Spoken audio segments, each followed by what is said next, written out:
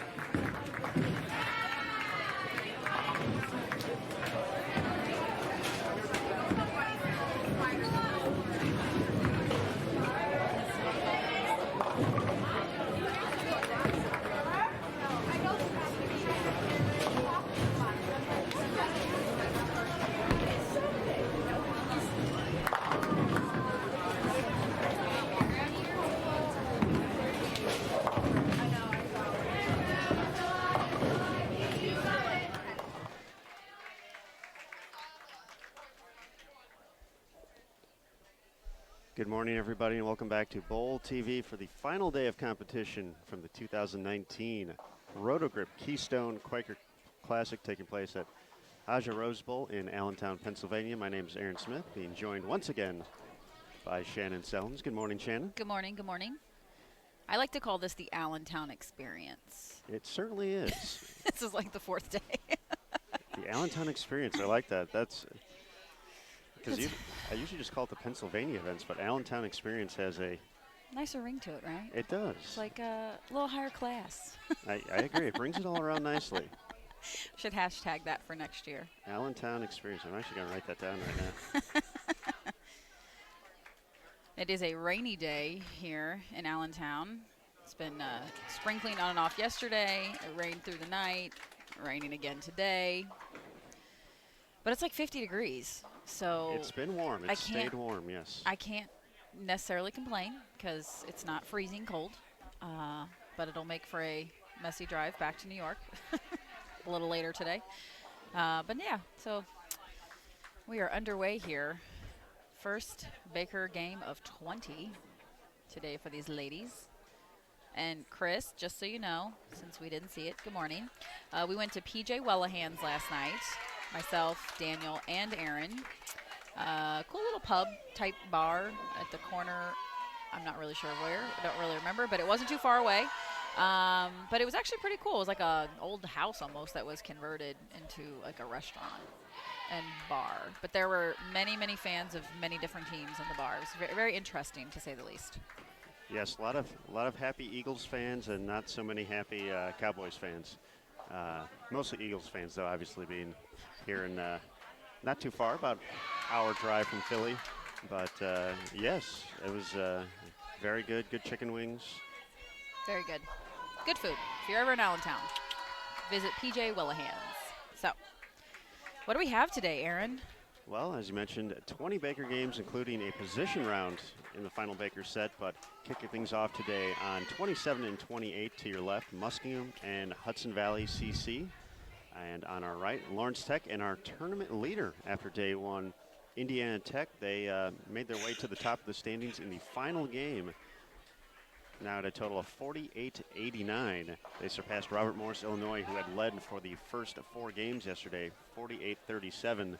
So the difference of 52 pins between our top 2 teams. Then a bit of a drop off. 329 pins back is Pikeville at 45-60. Lawrence Tech 45-18.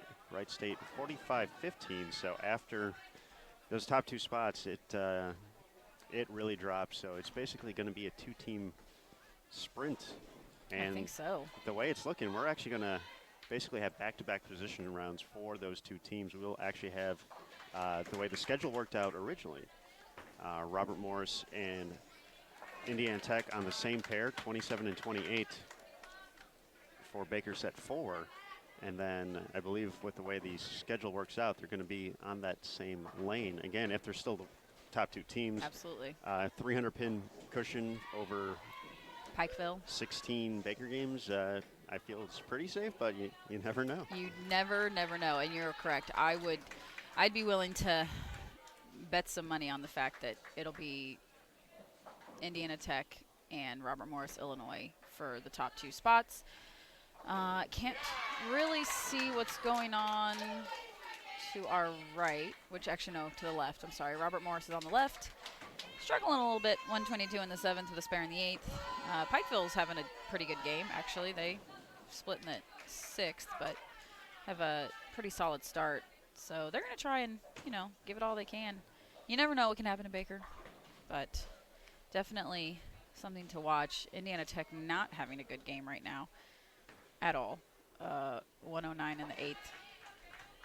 This is not pretty, to say the least.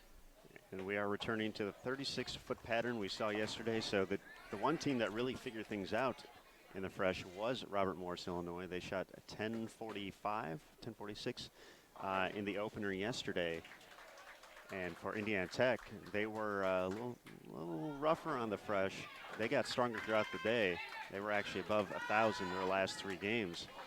So they were a team that got stronger as the block went on, as the lanes broke down a little bit, which plays into their strengths for sure. So they're going to be looking forward to hopefully seeing a little bit of breakdown. But yeah, a chance to be in the 140s or 150s right out of the gates. Never a good thing. But Robert Morris obviously probably excited for the fresh. Lawrence Tech starting out with a big 201. They are obviously quite a few pins back, but games like that will make a difference, especially if your leaders are not shooting really anything. Making up pins as much as you can.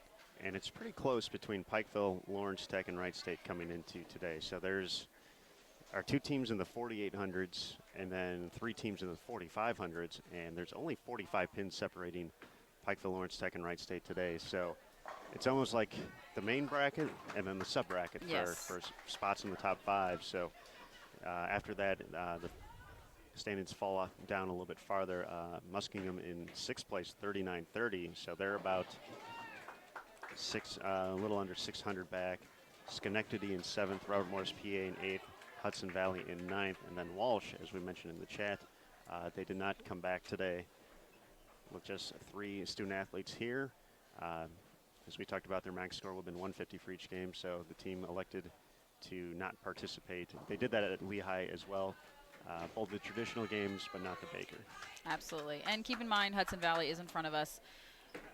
Their max score, if they strike every shot, is only going to be 210, which is actually obviously a good game. But they do only have 4 athletes participating today, so you're going to see a range of scores going on in front of you whenever they're on the live stream. Getting experience, obviously you can't really recreate the Baker experience in practice the same way, so I commend them. 145 start out with Indiana Tech. Robert Morris shoots 167. So they're going to cut that lead slightly. But we'll see how they fare going through. First game's out of the way. Jitters are done. Yep. Now let's see if we can settle in and actually make some good shots and keep it clean. Indiana Tech had about 4 opens that game. One was being a split, but everything else was multiple pin spares that they missed. So we'll see. And I always feel it's so strange how the pace seems to change when you go from the kind of the more slow down pace, and you're still getting up in the same amount of time, but it just seems everything is so much quicker. It's just everything just goes so fast with Baker, and yeah, a game can get away from you really quick. Absolutely. It's funny because I think of it in terms of just bowling by yourself, and there's tournaments you bowl where you feel so good and you're on it and everything just works together and you bowl really well. And then the games when you struggle, you look up and you're like, dang, I'm already in the 9th frame and this is not going to be a good game. Like I'm trying everything. It's not working out how I want it to. And then you're like, and the game is over and I can only shoot 170. That's not good. So it is true. When you struggle, the pace does seem to change a little bit. So we'll hope that they get it together. Spare out of the gates. Going to find something here in the second, and nearly the Greek Church gets the 10 out. Pikeville starting with a 192 over on 25 and 26, just out of the range of the camera. We do have some individual standings as well from our 5 traditional games yesterday. Lawrence Tech's Sydney Clark leading the way as the most consistent competitor. Games of 226, 218, 222, 211, and 193 for a 1075 game block. That's a nice 214 average. No super big games, but no low games either. So just nice, steady, around the pocket all day. So slow and steady wins the race. So Sydney also was the winner of the 3-game set, which is awarded here. They award high 3-game series and high 5-game series. So for Sydney, she's going to get 2 awards at the end of this. So nicely done, Sydney. And she was their leadoff yesterday too. Sometimes I don't know. I always feel like the MVPs tend to be like the 4 or the 5, but she was the leadoff yesterday for I think the whole day. If I remember correctly. I mean, obviously we didn't see him every game, but she was strong and just, as I said, slow and steady wins the race. She just kept him in it, obviously giving her team good reads. Try and keep them as close to the top as they can, but falters just a little bit. They have a good start this game, though. Spare 3-bagger.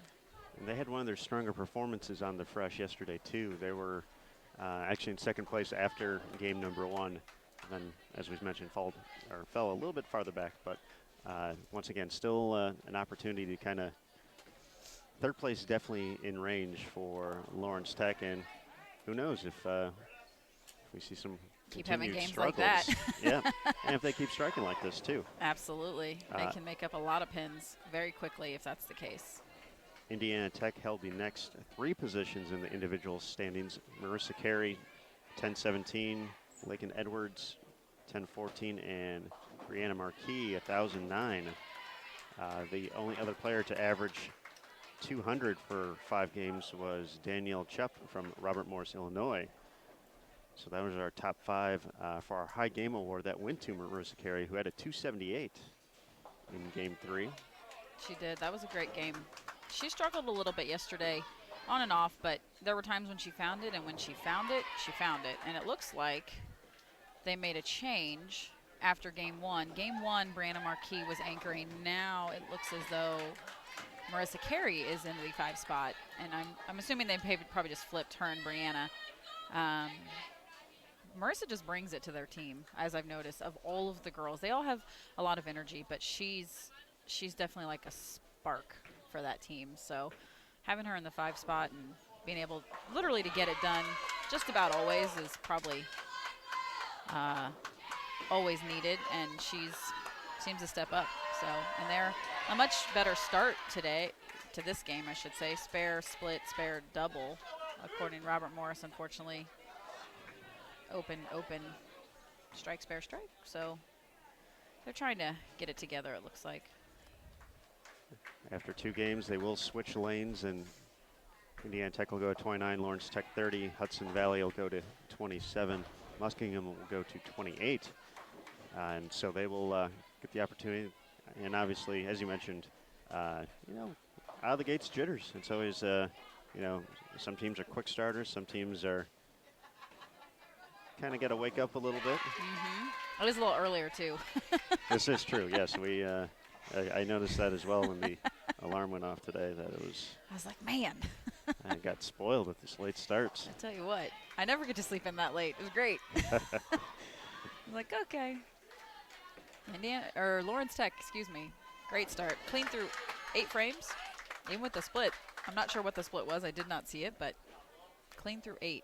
They are chugging right along. A chance to be right around plus 40 after 2 if they can connect for some strikes here in the 9th and 10th frame.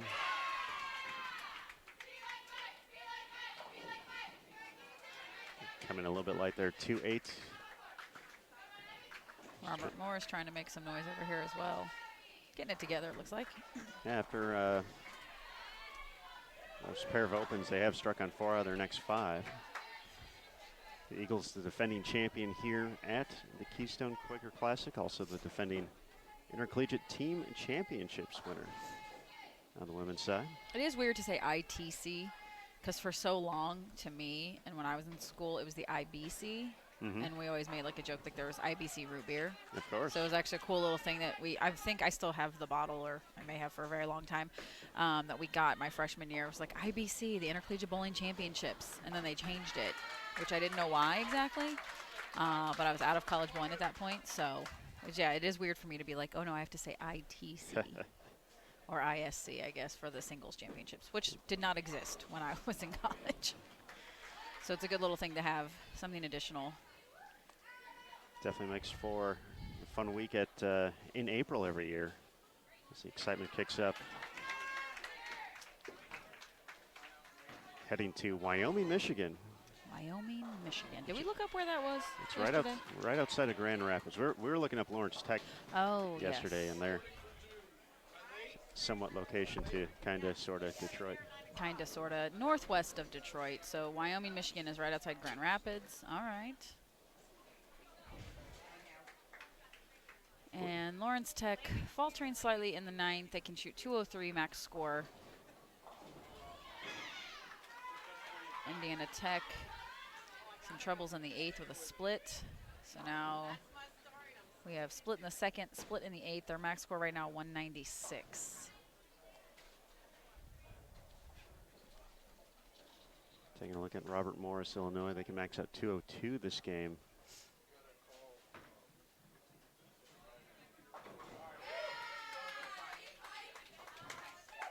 Set gets ready for frame number 10. It's going to hook a bunch, and fortunate just to have the 6-pin. So 202. So 201, 202. Not a bad start.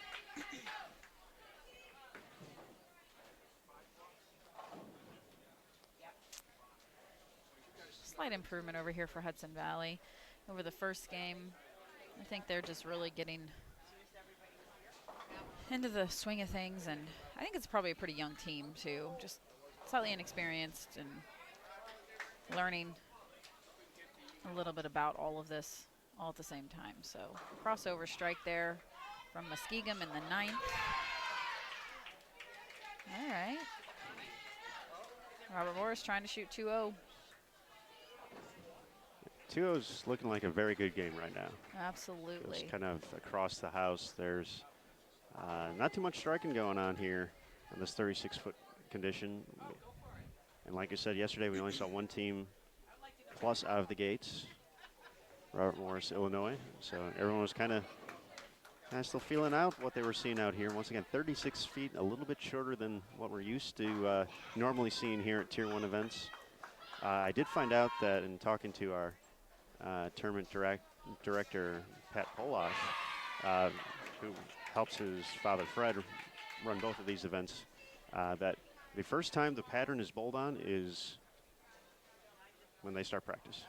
Oh, okay. So it's he comes up with the patterns himself, so does a little work to get that done. And then the first opportunity to see the patterns is out here.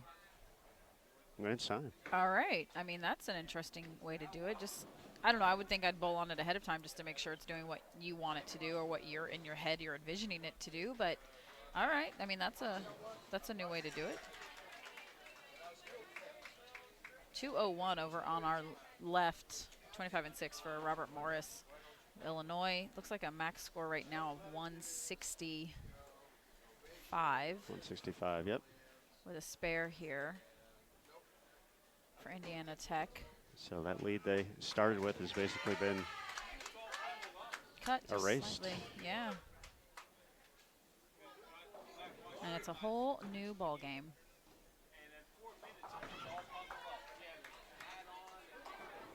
.173 for Muskegum. And 165 for Indiana Tech. So as teams prepare to switch and go over to the opposite lanes, Lawrence Tech 403. Muskegum 348, Indiana Tech 310. Hudson Valley CC, once again, just with 4 bowlers here, so they get have to take zeros for 2 frames, 219. And it looks as though Robert Morris is up now 6 pins, jumped back into the lead by 6 after these first 2 games. So Indiana Tech has taken a little time to themselves to talk it out amongst themselves, get it together. And it's the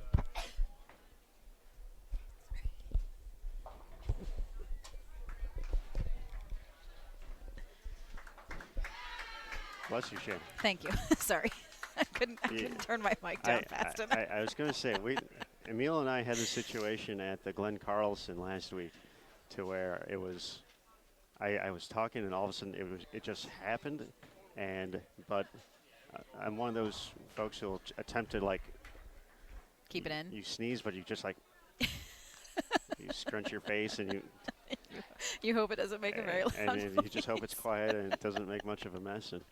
And I lost Emil for about 5 minutes after that. He wouldn't stop laughing. I just couldn't. I couldn't do anything but take my headset off. All right. Oh, okay. Back to focused. Okay. So they are making their switch right now. And for Indiana Tech, you talked about them kind of having a little team meeting here. That was separate of the coaches. That was the players kind of talking amongst themselves, and some accountability for what just happened. What's been a 155 average for 2 games. So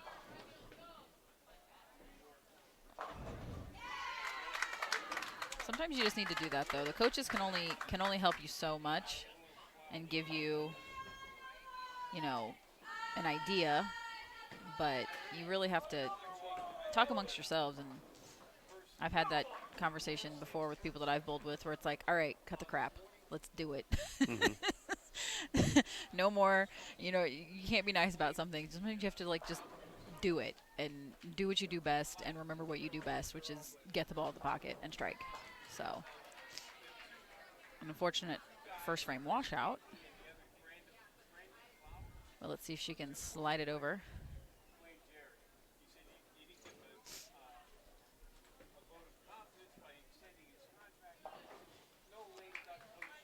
just the 2, so another early open for the Warriors.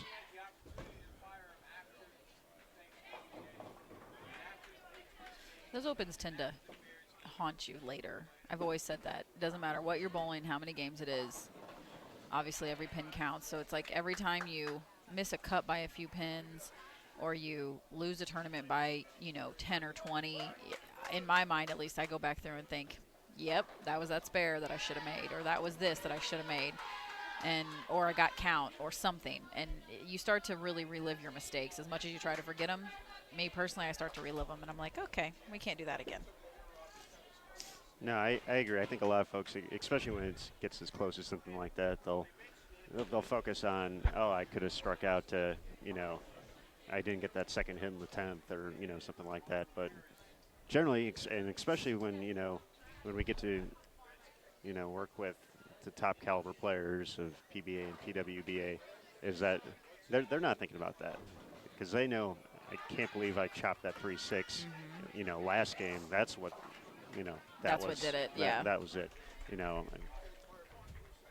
I missed that single pin in game 2. That's, you know, that's unacceptable.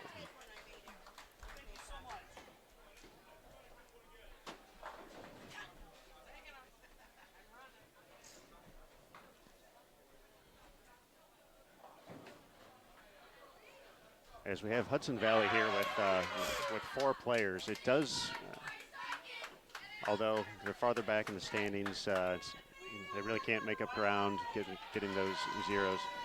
It reminds me, though, of one of the most memorable Baker moments I have ever seen as a in this role of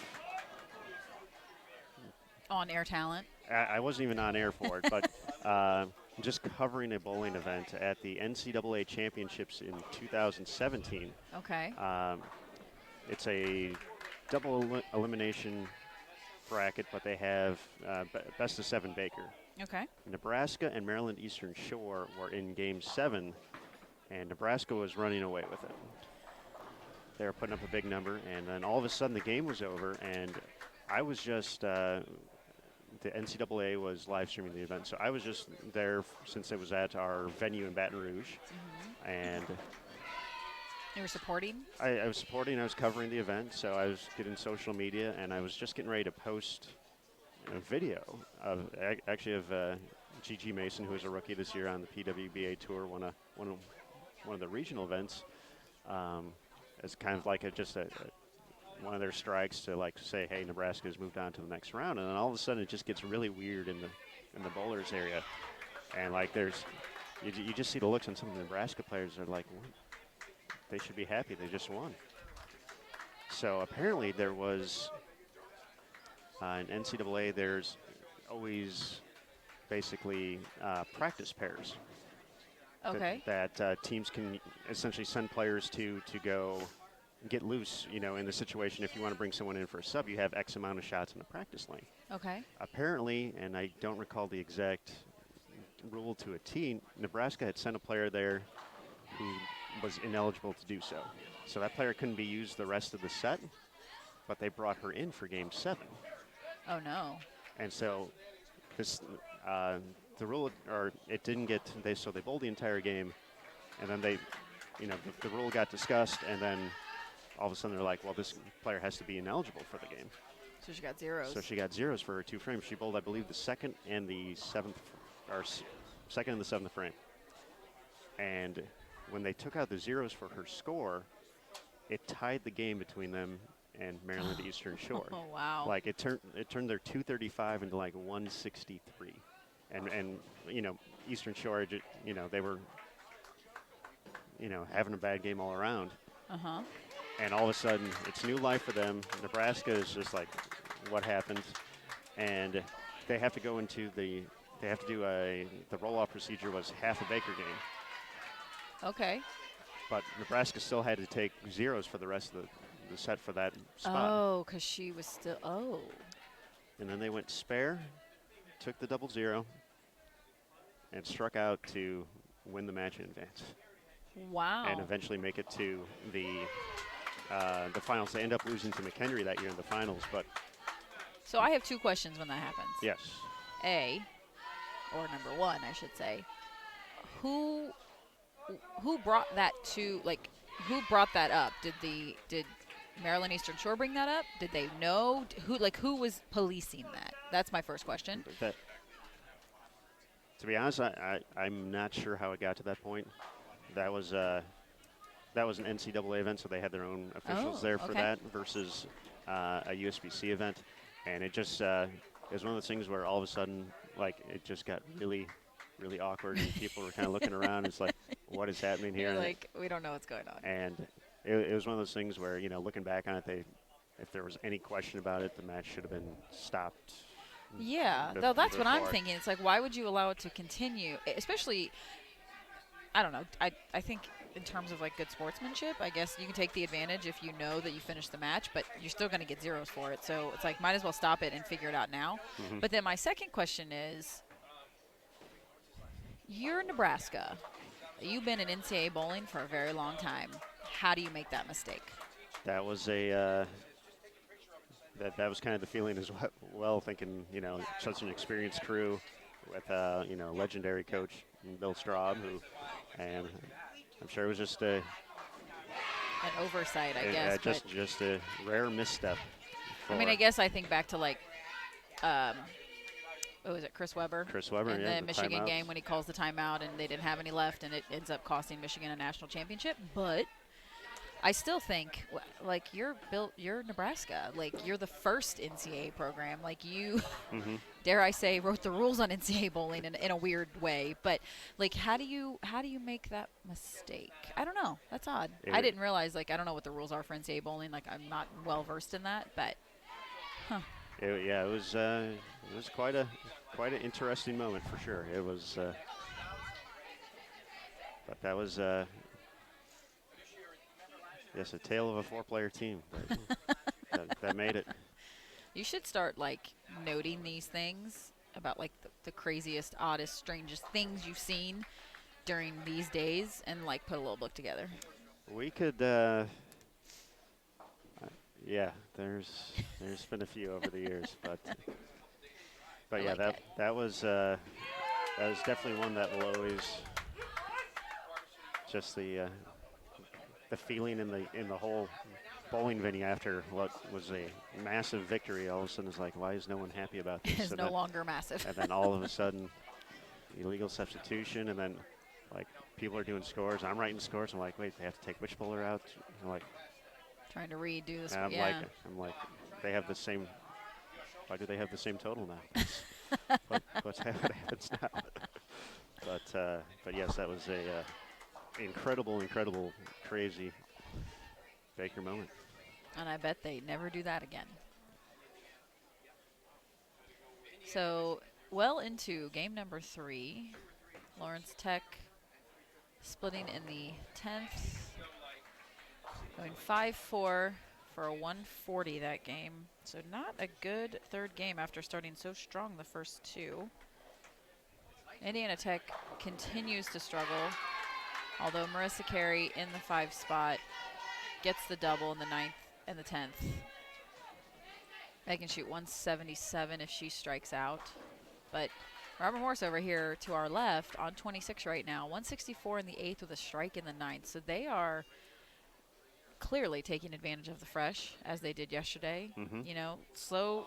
Slightly slower start for them, but still they're figuring it out a little faster than it looks like Indiana Tech is. But Marissa Carey, again, double striking. in the 10th. Yep.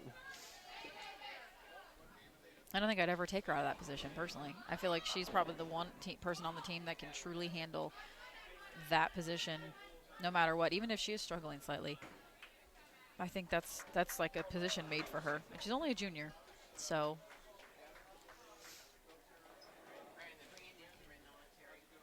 So it looks like the 4-5 is kind of settled in, especially that game. Pair of strikes for the 4, and then Marissa 9 spare and delivers the double. They'll bring in a sub for the fill ball here. So you're starting to anchor down this whole Baker game situation. So yes. Now it's up to 1-2-3 to kind of. So 177 there for Indiana Tech. They are improving each game. At least. They are, yes. They are trying their best here and doing what they can. But 487 though for 3 is a never what you want to see. Is a non-Indiana Tech type number for, especially after this weekend. And it looks as though Robert Morris Illinois can max out now at 204 with a strike here in the fill ball in the 10th. So they are just going to extend their lead as they jumped back into first.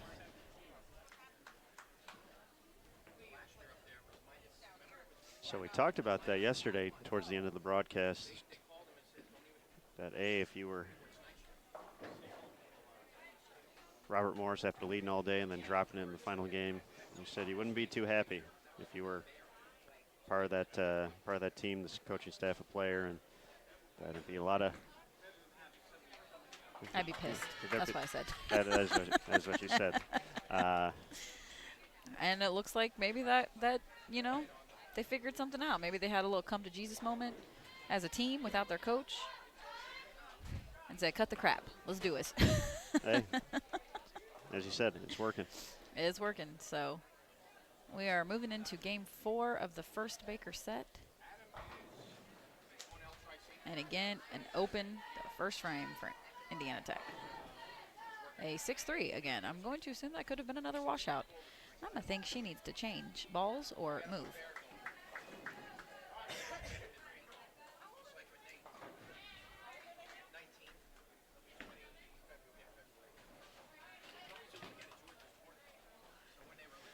Chris, in answer to your question, I did not personally.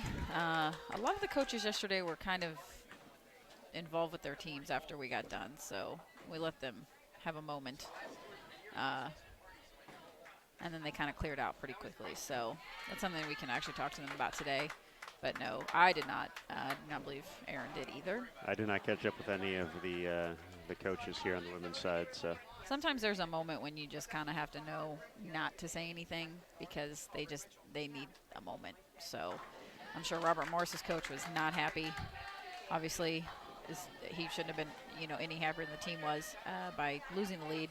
Indiana Tech obviously in a better position, but they also struggled for part of the day early and then figured it out. But now you look at it and you think, did you guys talk about what you needed to change for the boarding to make it work?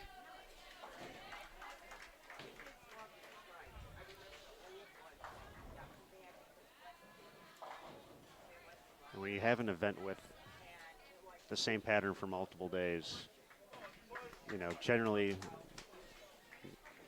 from what I've heard over the years, is that the more the pattern is run, the tighter Absolutely. it tends to get. Absolutely. So that is usually going to be the case, but in an instance where you didn't come out of the gate strong, you also know what to stay away from then. Yes. And you can already build, that part of the lane. And you know what? You probably did something to push yourself into that part of the lane to start on day one. So you probably saw another part of the lane that wasn't to what you're liking. So you just get, eliminate the things that aren't working. You say, this isn't good. This type of ball, this type of launch angle, whatever it is, you can start to just eliminate those in trying to get to the preferred spot. RMU, though, they're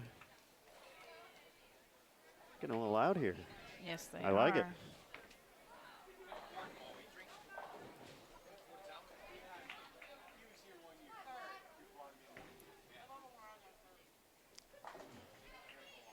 This is the final game of Baker set number 1 here at the 2019 Rotogrip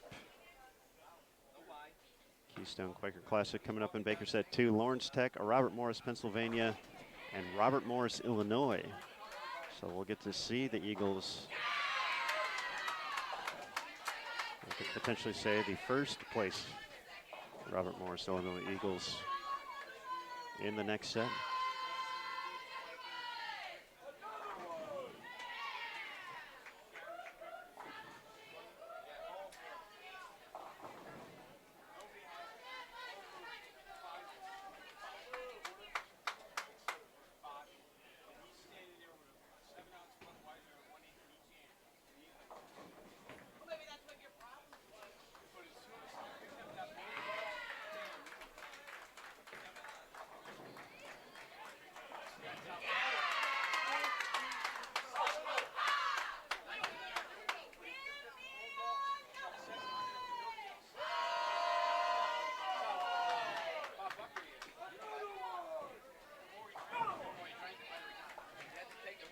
Early 3-bagger for Pikeville to start the final game.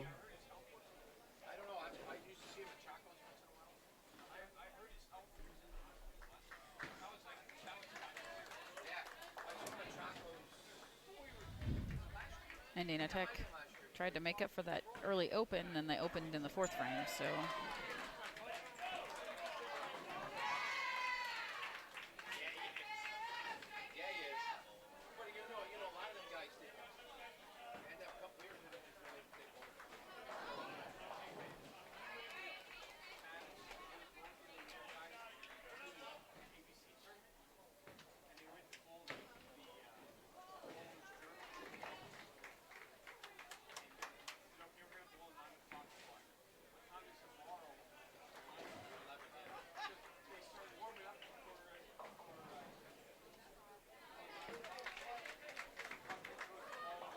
Nice break there for Indiana Tech, getting the 7-pin out.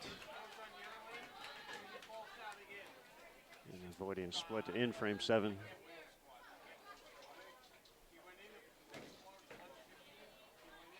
Lawrence Tech just 1 strike. So far through 6, they were 403 after 2, but 140. Making the switch to lane 30, but they'll cross over there for the strike.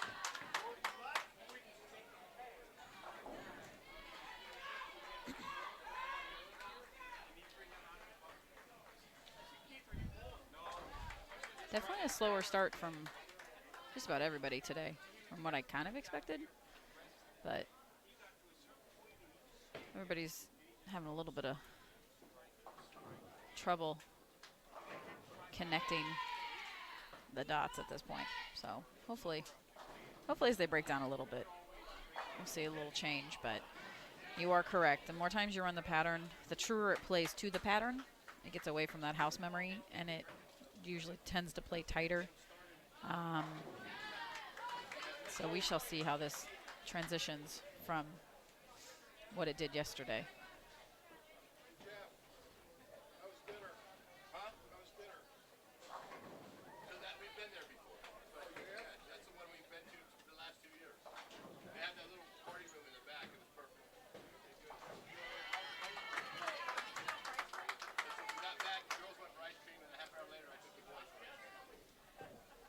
Hudson Valley is going to post its highest game.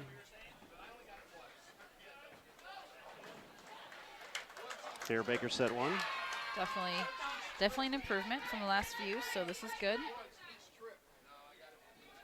Indiana Tech getting strikes in the 8th and the 9th, so they've put together a solid back half of this game. We'll see what Marissa Carey can step up and do. Max score for them is 213, so they definitely need this, I think, to turn around their morale after these first few games.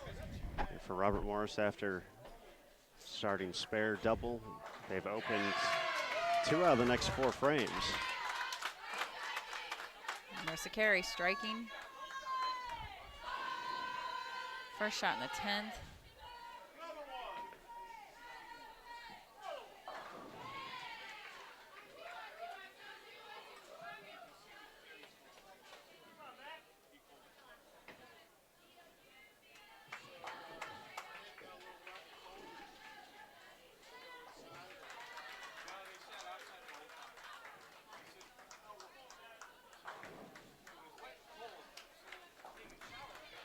Wrap with a 10-pin, so at least 202. I mean, if she spares this up, so definitely a huge improvement from what she had seen.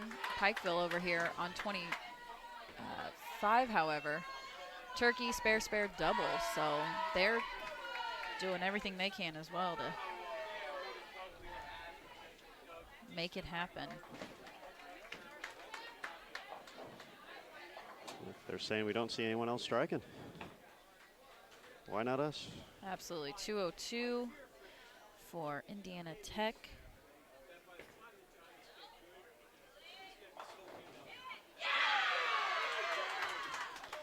Not exactly what you want to see starting out, but definitely a better game than what they had seen. As you said, improved every game that blocked. Yes. Getting the 2-0, 689. Lawrence Tech 181.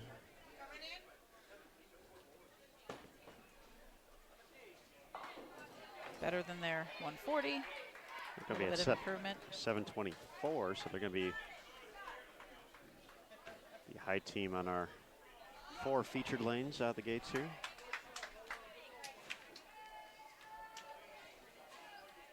For Robert Morris, working on a spare in the 8th, they actually started off with a gutter in the 9th frame. Now unable to make the spare, so it's going to drop their max down to 171. So just like that, at least a 30-pin swing going back toward Indiana Tech, so nobody wants it. Nobody seems to want it right now, definitely. Looks like 33 and 4 are done, which is Wright State. They were bowling no, I'm sorry, not Wright State. Who was on 33 and 34? Schenectady. Schenectady, bowling unopposed.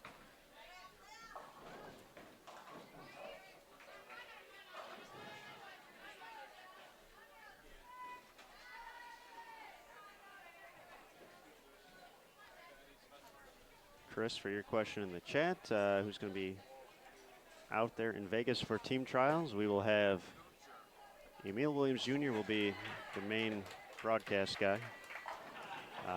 The plan right now is for Emil to find bowlers off the streets to bring in.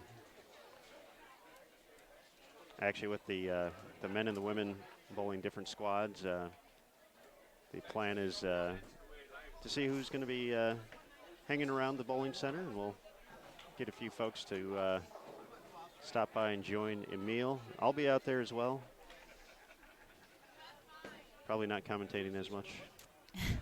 He's saving his voice. 586 total for Muskegum. So again, Lawrence Tech 724, Indiana Tech 689, Muskegum 586, Hudson Valley with the shortened roster 436. So we are going to be moving on to the second set here in just a few minutes. It looks like Pikeville, unfortunate split in the 10th.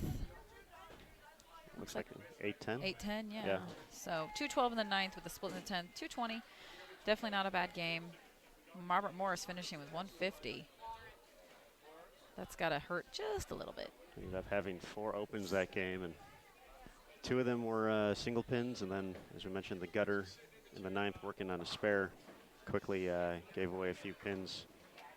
But Chris, Jason Thomas, and Matt Canizaro will also be in attendance in Las Vegas, so be sure to keep an eye out not only on Bowl TV, but bowl.com, as well as our social media channels, the Sport of Bowling USBC, at USBC on Twitter, and at US Bowling Congress on Instagram, for hopefully a nice full week, exciting week of coverage.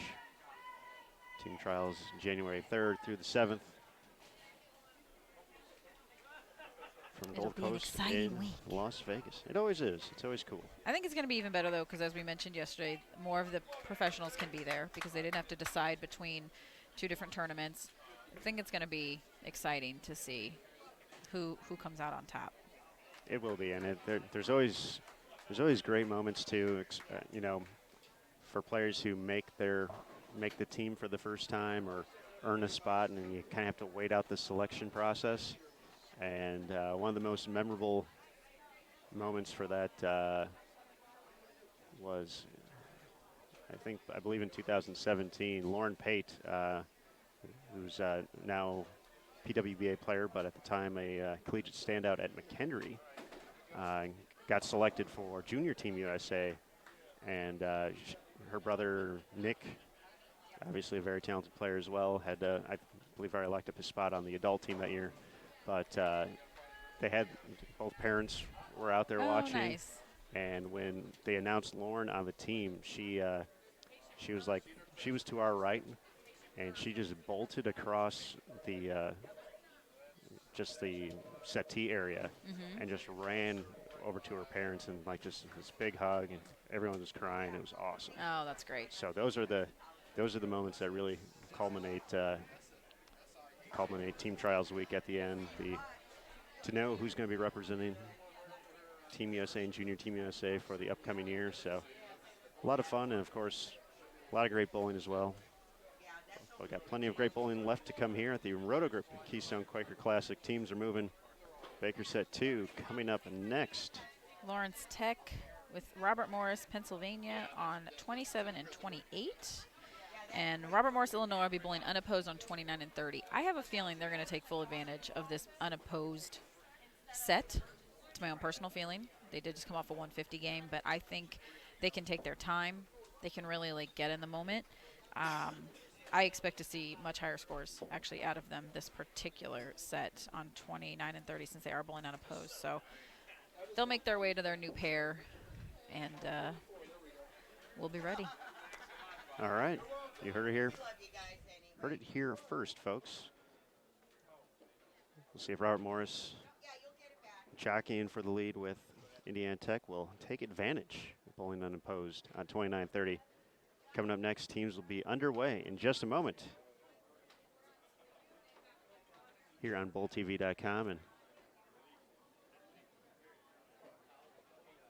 as we talked about with all the the PBA players making their way to team trials next week. Just a friendly reminder that for all the up-to-date details on the upcoming PBA Tour season, including breaking news, schedule, and ticket information, and scoring from all events, head over to pba.com to follow the action live on the PBA network.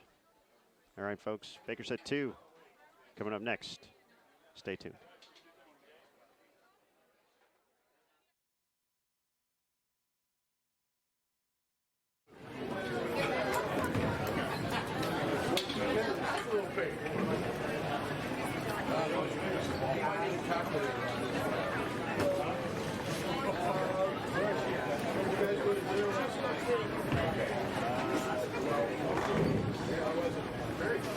Hang tight, ladies.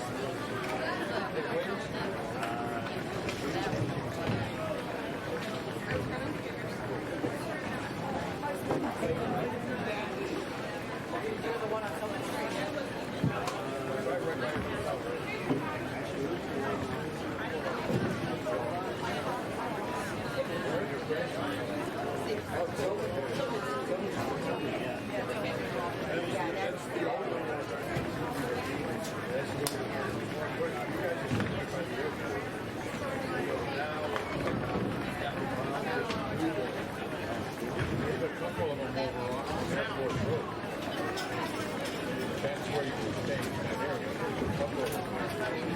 From here, the closest one is on Gilman.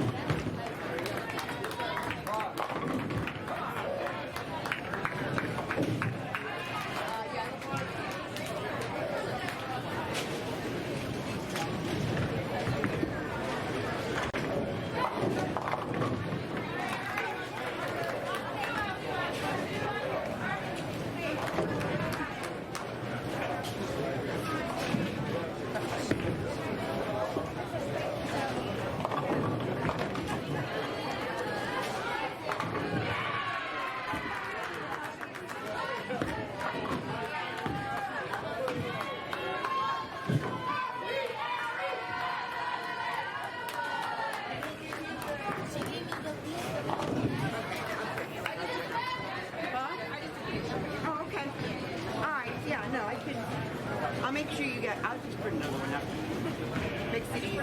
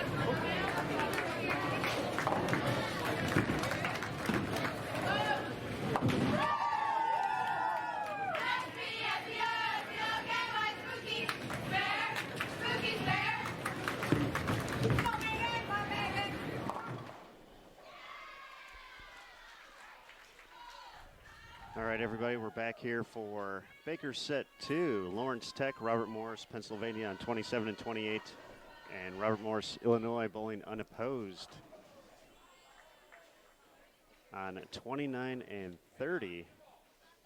Indiana Tech regained the lead in the final game, 55-78. Now 22 pens ahead of Robert Morris, 55-56.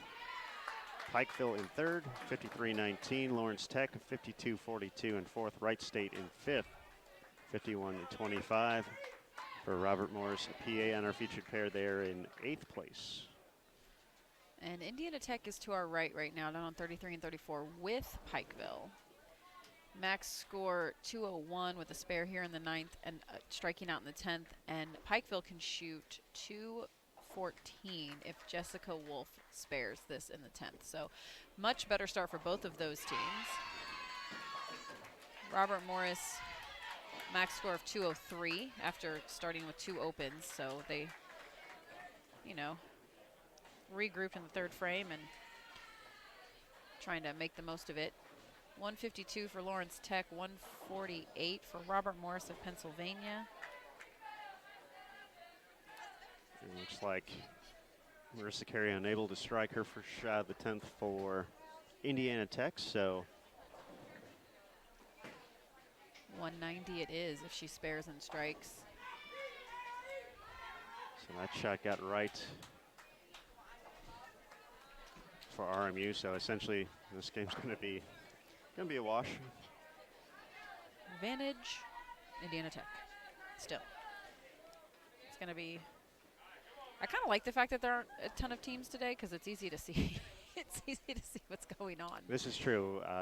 Yeah, and we don't necessarily always have the best vantage point in centers to be able to kind of keep track of every team. So this is with having a little bit smaller field here on the women's side, we're able to keep tabs on everyone. Kind of right in the middle of the action.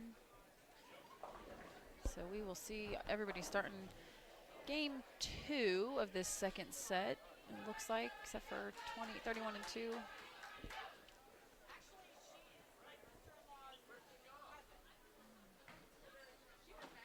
Lawrence Tech starting out with a strike.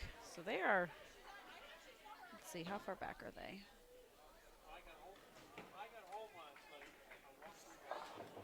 Lawrence Tech more than 300 out of second place at the moment, but about 80 out of third.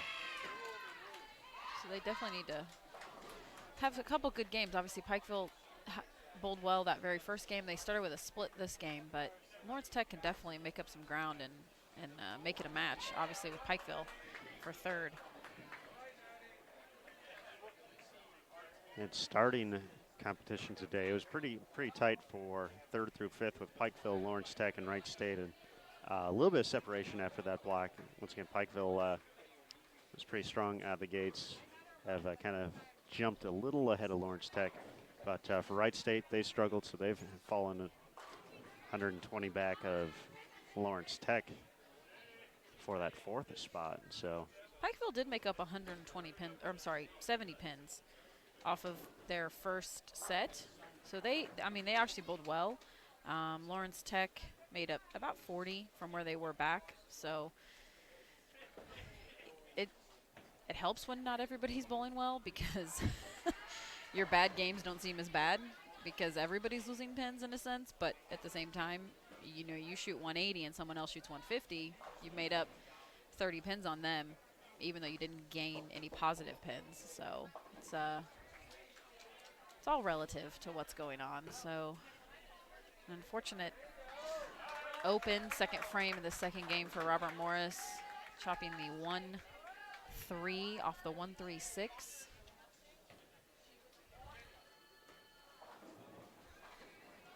I don't know what this Daniel Farish character is up to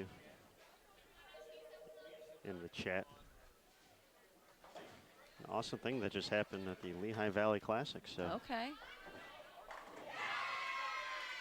And for those in the bowling community, we have to share that Jim Welch passed away. If yes, anybody knows Jim Welch, he's a longtime tournament director of the Striking Against Breast Cancer tournament down in Houston, run every year by Donna Connors.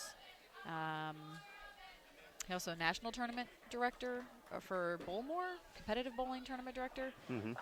Great guy, loved bowling. I think he used to run team trials too, or used to host team trials at Sunset Station. yeah, Back in the day. Jim was just an amazing part of the bowling community, and yeah, that was definitely some sad news late last night. As start to see folks posting about that. The very crazy, very very sad moment. Jim was a lover of bowling and he a was. friend to the sport, I will say. He was enthusiastic about all things bowling. So, good guy. He will be missed in the bowling community. Daniel, you're taking a while. What are we doing, babe? He's either very bad at typing or he's so excited he can't put the words together. He needs 6 to 7 paragraphs to explain it. I feel there's a limit of how many characters you can put on this thing, so I don't. Maybe he took a video and he's going to like somehow.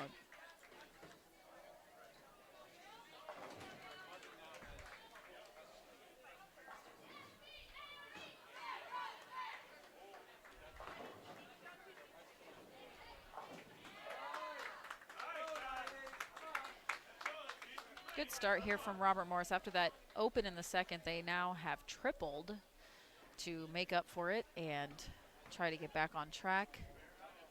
And both teams did end up shooting 190 that game, so the difference stayed at 22 pins. Oh, okay, here we go. Oh, it was a very long paragraph. All right. Let's see, at the end of Baker's set number 2 for the men, RMU, Pennsylvania, and Westchester were on 21 and 22. RMU was 3 frames behind the field. WCC was 3 frames behind RMU. Everyone was waiting patiently for WCC to finish up, and as our anchor spared the 10th, the field cheered loudly. Upon realizing he had a fill ball left, the entire field started clapping in rhythm and let out a roar when he knocked down 9 pins. It was one of the best things I've witnessed in college bowling. And I urge you to go back on the archived events page and watch it. All right. Were they cheering because he was done? I'm going to assume. I'm trying to put this into perspective. Okay, everybody's waiting patiently. We like it. So maybe they were just like, okay, they're a little bit behind, but now we're gonna. All right, I like it. Hey, that works. 5-bagger here for Robert Morris, Illinois on 30. I did say, what did I say? You said they were going to take advantage of this pair, and they are. Bowling unopposed. So to their right, obviously. And another one. Indiana Tech, spare with a 9 count in the 4th frame. So they are clean through 3, but obviously they need to put some X's up on the board if they plan to keep this lead. I do think, though, Robert Morris, if they can stay lined up right here and understand how to hit this pair, they can definitely gain some much needed pins and some bonus pins in a sense. Yes, an opportunity to steal momentum and steal the lead. Daniel did say they cheered because he was done. And Okay, then he good. said LOL. So there we go. All right. Thanks, Daniel. Thanks for it. Appreciate the info. Oh, an unfortunate 2-4-8-10 in the 9th, but still great game going into the 10th frame. So they're going to, this is a much needed boost for Robert Morris of Illinois. Indiana Tech missed that single pin, so their first open in Baker set 2. And she picked it up. How about that? 2-4-8-10 conversion for Robert Morris in the 9th. Can now shoot 244. They're jumping in Chicago.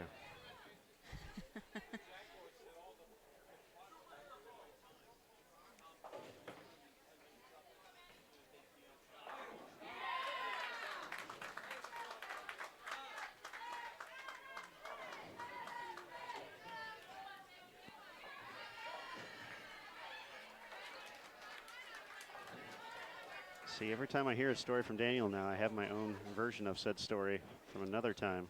Okay. But in a similar fashion, but different fashion from that, at the 2010 ITC TV show, Wichita State had already finished off its three-peat. The game was essentially over.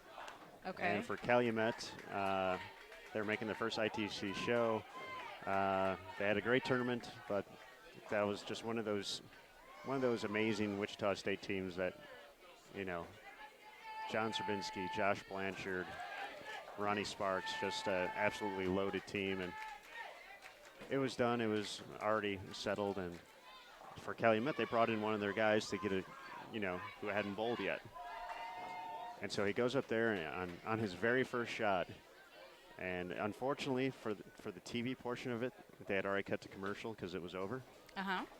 But everyone's still thinking, it's like, okay, this is a TV shot. The TV shots, you know, first time on TV, it's cool, it's exciting, and it's fun. And he throws a gutter. Oh, okay. And so all of a sudden it's like, well, my team lost already. And here I am, my first shot on TV, and I throw it in the gutter. So I kind of like checks his fit again and goes up for the second shot for the spare attempt. And as he gets it off his hand, it's already on the lanes. Everyone behind him starts going crazy, both on the Calumet side and on the Wichita State side. And then he ends up covering the spare, and there's this great photo. His RMU finishes with 233 of Abdul Kabir was his name. Very good guy too, a buddy of mine from Northwest Indiana. But he just got his arm pumped in the air afterwards. Just like, hey, I kept it on the lane. I did what I was supposed to do finally. And but everyone in the background from both teams is just going nuts. And it was just one of those things where it's like, just a cool moment of competition. It's like, unfortunately, it got cut from TV, so they missed out on all that excitement. But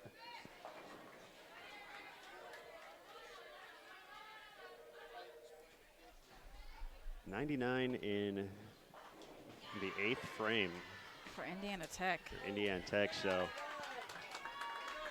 Robert Morris is going to take the lead and quickly move on to game number 3. If you're a team in this situation and you have the momentum, but you obviously know that you may get iced a little bit here by bowling unopposed and getting ahead of everyone on the field. As a team, do you maybe slow down your pace a little bit, or do you? I absolutely would. They need to figure something out because this is a terrible start for them. And if they're, Robert Morris just went 190, 233, and now they're going to be on the other lane unopposed again for 2 more games. So I definitely, if I'm Indiana Tech, slow it down, figure it out, take your time. Do not rush to throw a bad shot.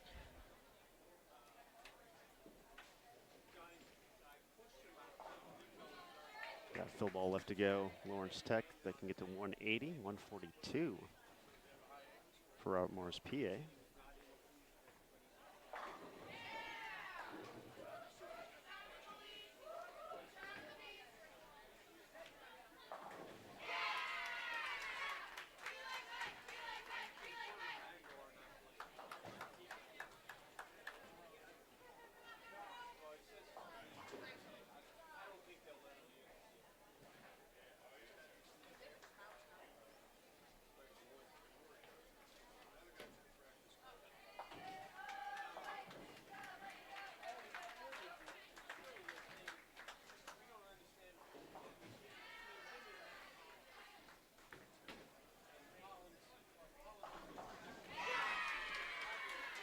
Trip of 4 for a double.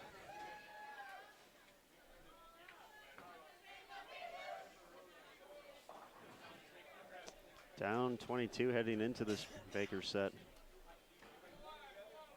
So 180 for Lawrence Tech. Switching lanes.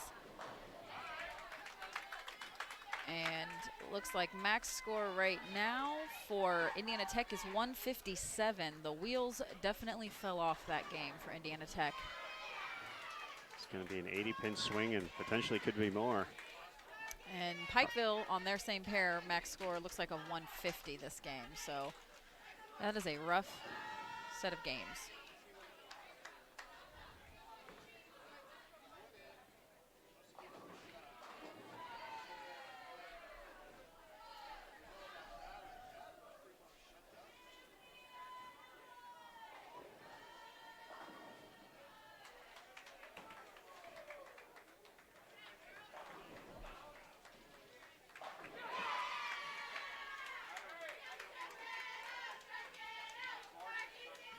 They were strong on the fresh yesterday.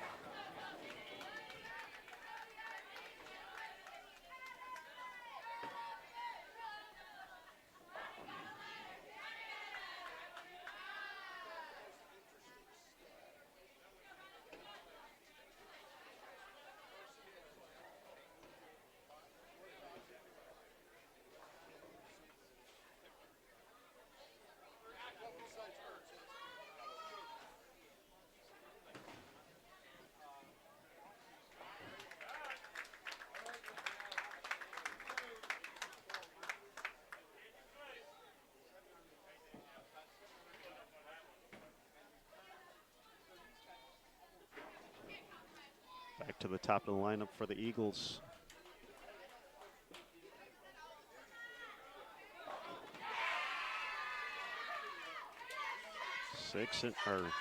Five in a row.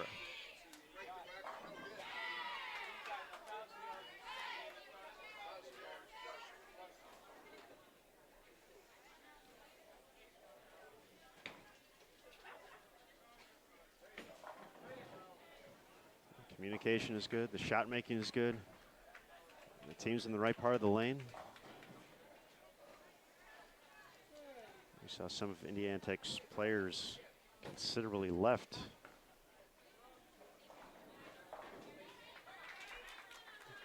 Where the RMU Illinois right-handers were playing. And been able to take advantage of this 36-foot pattern early on.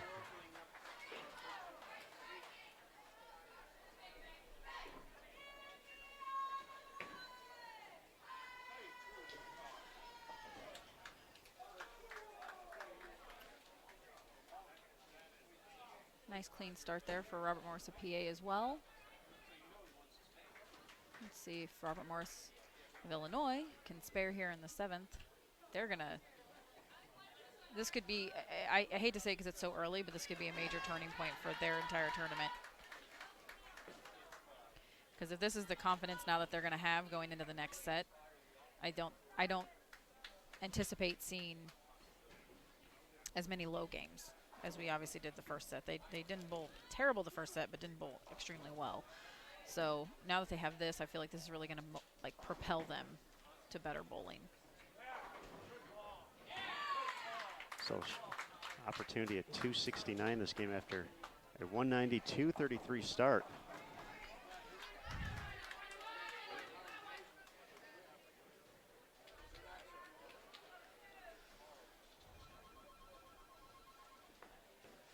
And I did not catch the final score for Indiana Tech. It was either max at 157. They did get the first strike in the 10th. But even at 157, that was a 76 pin difference.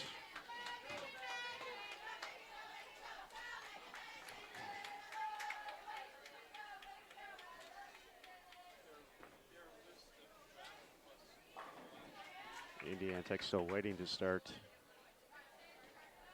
game 3 over on the high end of the house.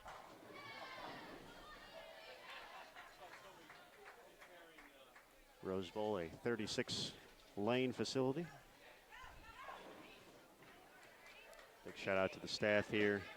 Of course, all of our tournament staff, Fred and Patrick Polash, longtime directors here of the Keystone Quaker Classic, 26 years in the running now. They have been awesome.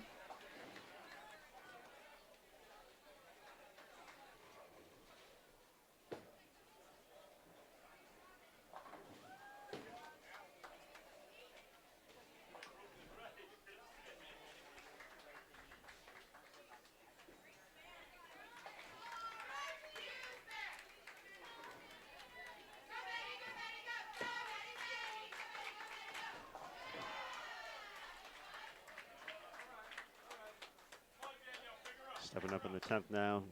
247 max score for Robert Morris, Illinois. Game 3, Baker set 2.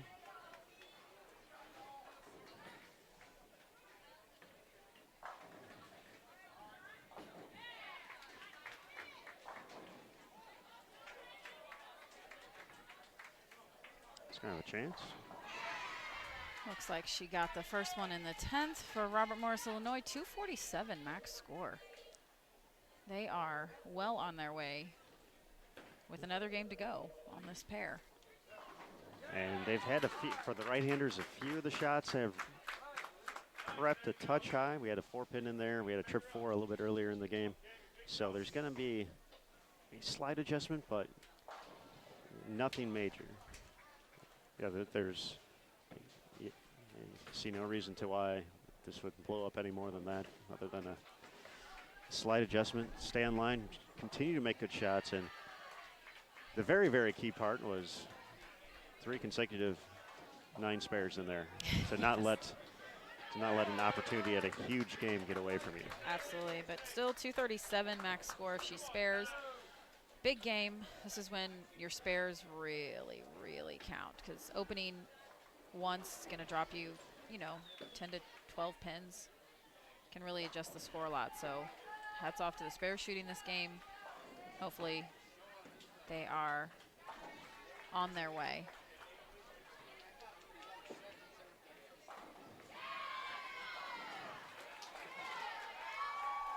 Take care of business. 237. They are at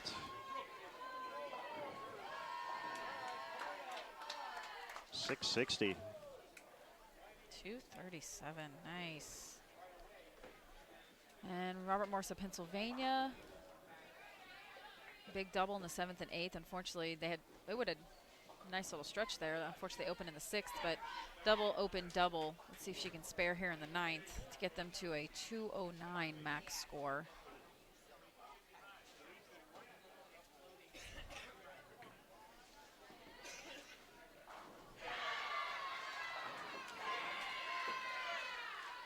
Not slowing down. Robert Morris, Illinois in game 4. Kicking things off with a strike.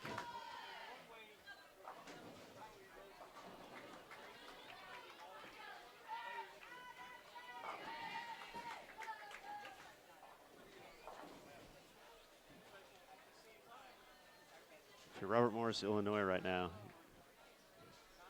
you found a look. You were comfortable on the fresh yesterday. I'm going to get loud. Going to get loud? You want to let Indiana Tech know that's That they are. that they're in trouble. Yeah. I'm going to, no matter what happens, keep my head up, act like that's what we wanted. We're going to make every shot. We're not going to let our body language dictate anything, and get every pin we can. So nice double to start off. They have a great boost right now in their energy, and we'll see if they can keep it going. Robert Morris, PA, going to be in the 190s here. So nice improvement switching to lane 27 after 148 and 142 out of the gates. 28 seems to be an issue for a few of the teams, as Lawrence Tech has struggled a bit with their max score right now of 178 if they throw all 3 in the 10th. They had an early double. It's possible, but we shall see. All right. 197 there for Robert Morris of PA.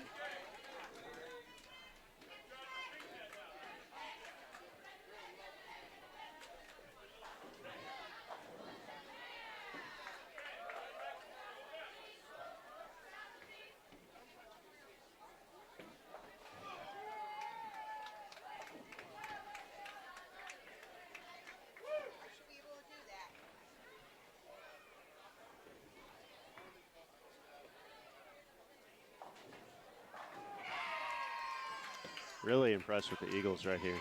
This is this might be, as you said, you never want to get too far ahead of yourself, but this is this could be the tournament defining block right here, or Baker set. I have a feeling this is going to be one of the higher sets we see of the day, no matter who it is, because they obviously seem to line up just so good on the fresh, quote unquote the fresh, and this is only obviously a few games bowled on this pair, so it's still pretty fresh. Nice double to start off for Robert Morris of Pennsylvania.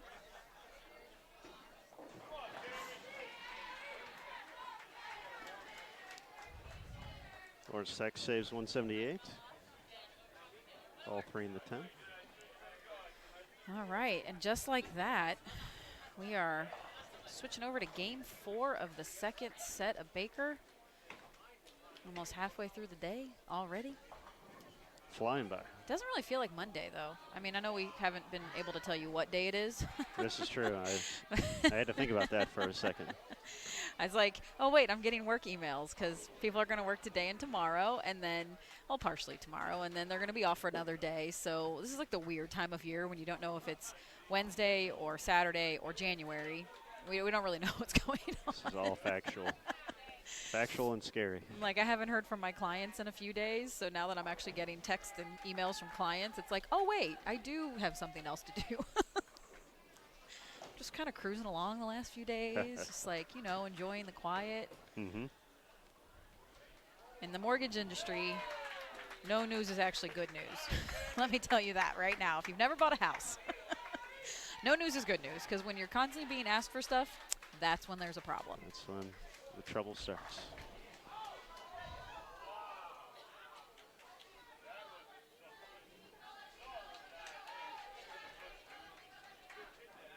So for game 3 for Indiana Tech, still on the struggle bus. Still nothing going. 3 opens in a row, 7-2, 7-2, 7-2. 2 of those obviously been splits, but after a double to open 3 times is, oof, not what you want to do. So they are not liking 33 and 34 right now. But neither is Pikeville. So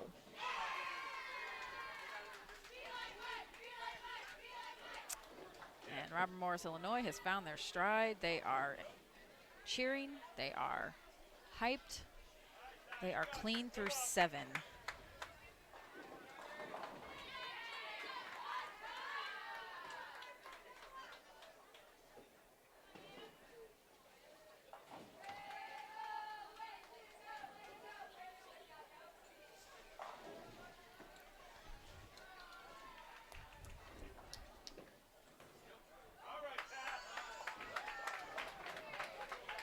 Good spare there from Robert Morris, a PA.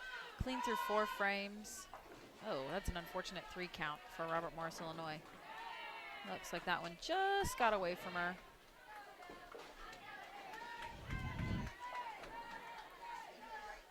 Let's see if she can make a better shot to cover this spare, keep them clean, and on the path to gaining pins.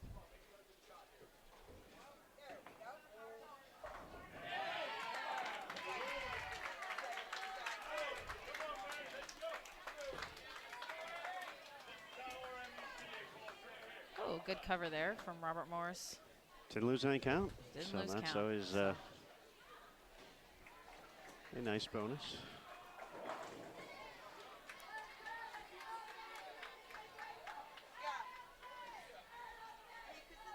So looks like Pikeville over there can get to 158 and a double for Indiana Tech. 170. Oh, that's right. They switched lanes. I totally read the wrong score. When I said open, open, open, that was Pikeville, not Indiana Tech. I forgot they switched lanes this game.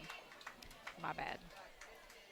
Oh, They're all in orange and black, so. This is true. This is a wardrobe issue more than anything else. So 178 max score for Indiana Tech. You are correct. 158 for Pikeville, who went open, open, open in the 7th, 8th, and 9th. But on a spare, Indiana Tech did throw the ball in the gutter in the 9th frame. It's like the one thing I beg and plead with my kids not to do. Please do not throw the ball in the gutter, ever, really. But on a spare especially, because it's just like, that's just extra pins. You're just, Yes. you're just giving away. Insult to injury. I can't. It drives me crazy. I'm like, the ball literally rolls over about 1/4 of an inch at any point in time of surface. And the lane is, give or take, what, 3 feet wide? Maybe 39 boards, about an inch a board. I'm going to, I'm guesstimating here, people. I'm not exact.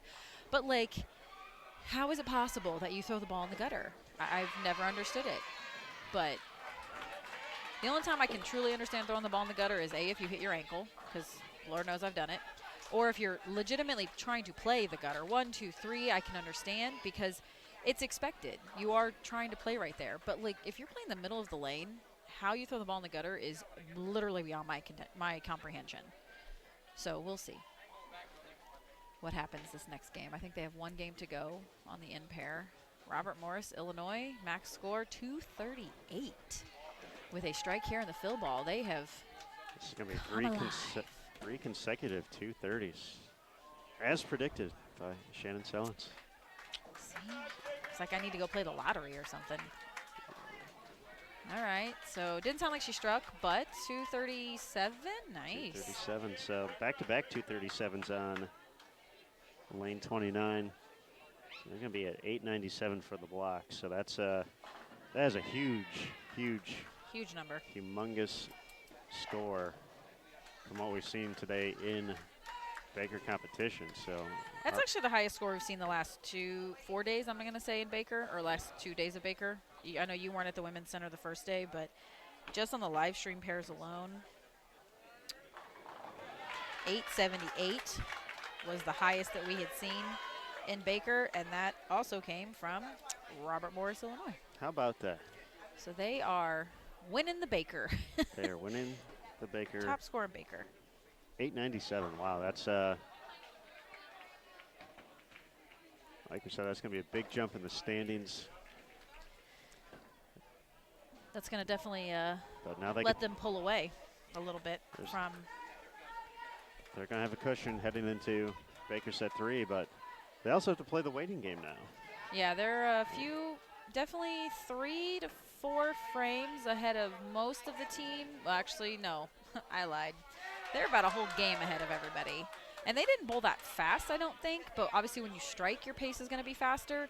They really, to me, kind of took their time and made good shots, but, you know, when you strike, you're always going to go a little faster. But most of the pairs still have the last game to bowl. They might be a few frames into it, but they're definitely. Well, the one team that hasn't started a game for yet is Indiana Tech, so they are trying to find something. Yeah, I mean, I commend them for taking their time and legitimately talking to each other and trying to figure it out, because a lot of teams, I think, kind of fumble through it at times and don't really take a step back and say, all right, like, that didn't work. Now what are we going to do? Yeah, you continually just shoot yourself in the foot over and over and over again, and it can spiral quickly. Yes, it can.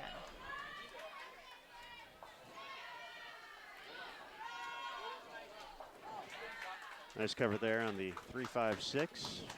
Anchor player from Robert Morris, PA. They're going to have a chance to shoot 201. So nice little finish here by the Colonials.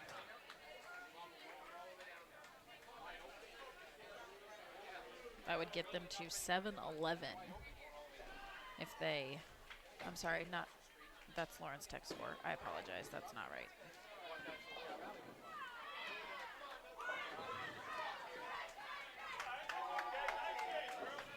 .198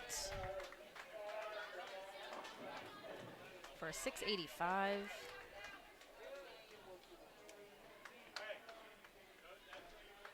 And we are now watching Lawrence Tech finish their 9th and 10th.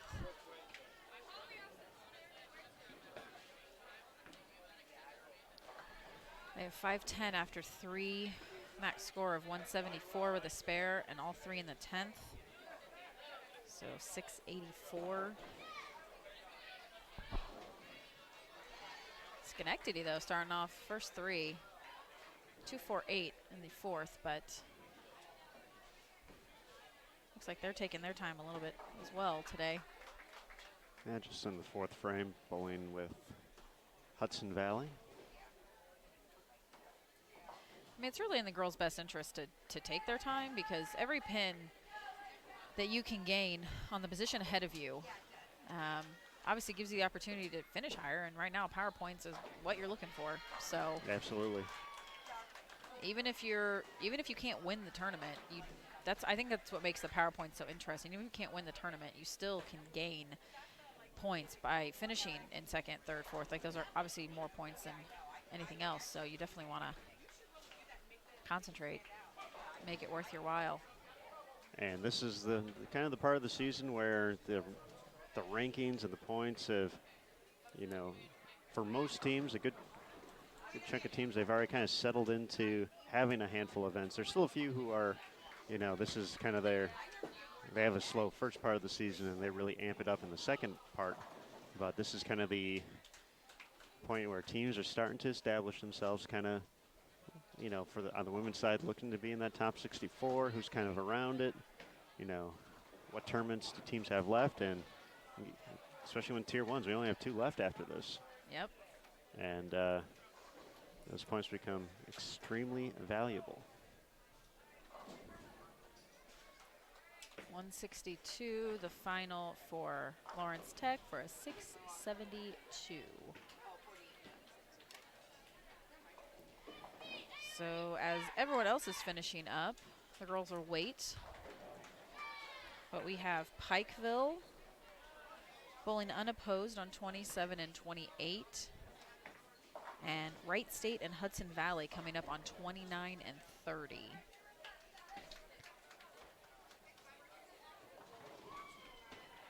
Looks like probably another 5 or 6 minutes till everybody's done.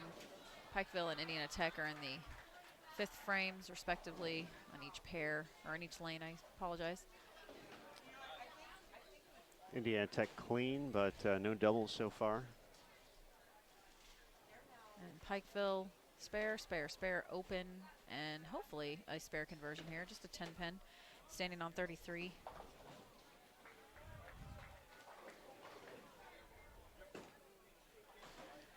If you had a favorite tip to give to help a player improve their spare shooting. What would that be?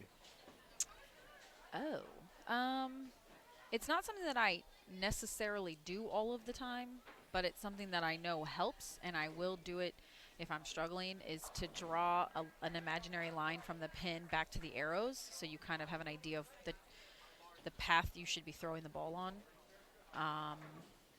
It's something I actually tell my kids to do to try and visualize a little bit more, but definitely, like I said, not something I do all the time just because I'm a pretty good spare shooter, I'm not going to lie.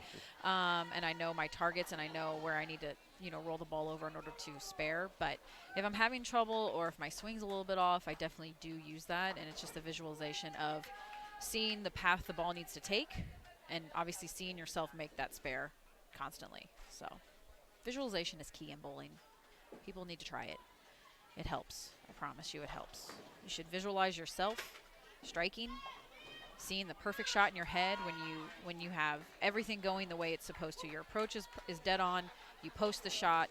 You get the ball off your hand. You hit your target. Like all of those things. If you see yourself doing that before you make your shot, I feel like it will increase your ability to do it.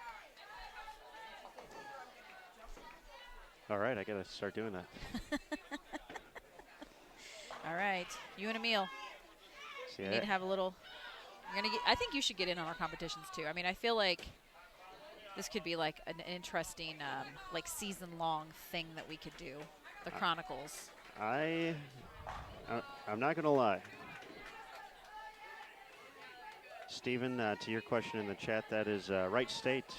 That's the young lady who throws it two-handed. That's Ashlyn Stallings? Ashlyn Stallings, yes. We'll get to see her next game coming up once we finish up across the house with Baker set 2 and go into Baker set 3. But I actually bowled last night. You did? I did. You went bowling without me? Aaron. I know. Let's become of our relationship. It's fractured. Where'd you go? Well, Patrick, Oh, yeah. he sent us that note about the they have bowling clubs here. Mm-hmm. And apparently he bowls in it's a traveling club league, and they have 10 little centers across the area that are like 4 lanes, 2 lanes, 6 lanes. Uh-huh. So it's not necessarily big centers like this. And, they're kind of, the thing that it reminded me most of is like imagining a VFW, Okay. except it had bowling lanes in it. And underground and secret. A little bit. Password protected. Uh, I'm just kidding. They actually did have like you had to like knock on the door and there's a camera right there. You didn't have to be a password or anything like that. But yeah, but it was pretty unique.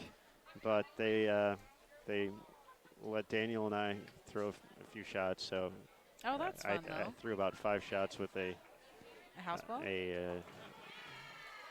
I actually took a picture of it. Oh, okay. We have photographic evidence? We can't say what's inscribed on the ball because it's not appropriate for Bowl TV. Oh, got it. Okay. But We're yes. a family-friendly show. That's funny. Okay, I like it. I threw a strike with it though. Okay, that's all that So counts. that was like my 6th or 7th shot since April. Oh, So you're I've worse been- than me then. I Mine had at least been since like November, and I Right. bowled after the women got done at Jordan Lanes. I threw just some shots. I needed to like make sure, like I said, everything still worked properly. But yeah, it had been since probably early November. Don't tell my my staff that, but noted. let's see. Chris has a question. That's actually a good question, Chris. So when I was growing up, obviously everybody threw 15-pound equipment, and I think I jumped probably from like 13 to 15. I don't ever remember throwing 14-pound equipment. I think it was just natural because that's what everybody did, and I could never really get left like I wanted to, or I saw other people do it because I didn't. Not that I didn't have the strength, but the ball just never like carried the right way. So I was always very square to the line. A lot of 10 pins. I wrapped a lot of 10 pins. And if I look at my videos from earlier before I went to college, my shoulder always kind of came first because I was trying to make the ball hook. I didn't trust my equipment. because obviously I couldn't get left, so I never really saw it hook the way I wanted to see it hook. So I go back and look at those videos, and I'm like, holy Lord, those are terrible. Because I'm like, my shoulder is just first, and then my arm comes back around the side of it. When I got out of school and transferred back to Kansas City after my second year in Wichita, I tinkered with the idea of dropping weight. It was something I had discussed with a couple different people. And I did. I tried just a couple balls. I had somebody that had a couple like used balls that they let me try out, so I wasn't like buying something new in case it didn't work. And it worked. I felt better. It took me a few games just practicing to get my swing in line, because obviously your timing is affected by when you drop weight. But I saw such a change in how the ball rolled and how I felt. I'm not going to say I had shoulder problems, but I would get really bad tension knots after bowling 10 or 12 or 15 games in a day, that my shoulder just be on fire. So I don't have that anymore. And a lot of people don't even realize I throw 14 because the way my ball hits, it still hits really hard for a 14-pound ball. I had to then, though, pay more attention to RGs because and different equipment. Obviously, Storm and Roto Grip equipment, because they get through the head so cleanly in general. I had to trick a lot of drillings with those types of balls when I first dropped, because the ball's not going to hook where I want it to hook. I didn't see it hooking in the lane where it should have, so I had to trick some drills to make it hook a little earlier, because the RGs on those balls are naturally higher. When I started throwing more EBI equipment, and obviously now I'm on staff with it's Brunswick now. It's weird to say. The Magnificent Seven is what they've now dubbed those 7 brands. But those balls roll more in the mid lane. They're actually more conducive to what I do as a bowler and how I throw the ball as a bowler. But their RGs are lower. So the highest RG ball in my bag, as compared to most Storm balls, is still lower than their like lowest. It was weird. We were comparing balls at nationals one time, Marcia and I. So it just was better for me, and it's proven to be better for me. My average, I was already averaging over 200, obviously, with 15-pound equipment. But before I moved to New York 7 years ago, I was averaging like 230 in league, which I never in my life was like, I'll never average 230 in league, because I don't strike like that. But I started to strike more, so I don't know. It worked. Well, that's good to know. I'm in my current situation. I've thrown 15 pretty much since I've been competitive and actually knowing what I was doing, compared to just going on Saturdays and filling 2 or 3 hours a time and going to bowl. And up until essentially earlier this year, that's all I've done. And an injury is the main reason I haven't bowled since. Oh, okay. So I'm trying to get my shoulder kind of back into shape. And actually, even though I couldn't really hold on to the ball yesterday, from one other time where I just took like a 8-pound ball through a few shots, there was a way less so the physical therapy worked. So that's the good news for me. That is good. But looking ahead, I'm thinking long term. It's like, well, I want to start off with, maybe drop just something to get back into it, maybe a 10-pound ball or something like that. But I'm kind of putting my weight now at 14 pounds. So as someone who's gone through that, you mentioned the RGs and the differences in shape. That was very helpful for me, thinking that I can't just go by what's worked Before. in the past. Yeah. The one thing that I learned a lot early, I used to ball test for Ebonite the first time I was on staff, back in the early 2000s. And it was something that I wasn't aware of. But so they test when Ebonite tests bowling balls, or any company really tests bowling balls that I'm aware of. I'm going to say I only know of Ebonite at that time, so I only know what their policy was when I did it. But they test 15 and 16-pound equipment. There's not a lot of difference between those two balls. 14-pound balls have never really been tested, but there is a considerable difference in the way those balls react, based on the numbers that you're looking at, as if that's what you're really playing off of. So 14-pound equipment is going to get down the lane longer before it hooks, no matter what company, obviously, you're throwing, but especially certain companies that get through the heads cleaner, like a Storm or a Roto Grip or even a 900 Global. And I have favorite balls from all of those from all of those brands over the years. I've bowled for a lot longer than I'd like care to admit sometimes, but I do have favorite balls from all of those lines that worked really, really well for me. It's probably why I geeked out so much when the V2 got re-released. Mm-hmm. The V2 you weren't was the only one. by far my absolute favorite ball of all time. I was so sad when they stopped making it, and I wish at the time that I had a case because I could have ordered them at the time, but you know, you don't think about those things when you're on staff because it's like such a good seller. It's like, there's no way they're going to stop making this ball, and then they did. Mm-hmm. So it was just something that I noticed and was made aware of the differences between 14 and 15-pound equipment. And, you know, some people will argue that it doesn't hit as well, that it doesn't carry as well. I think it's all relative. I know women that throw 16-pound equipment that have fallen now to 15-pound equipment and don't necessarily notice a change in their carry. Guys the same. I know guys that have dropped from 15 to 14 after watching me throw the ball.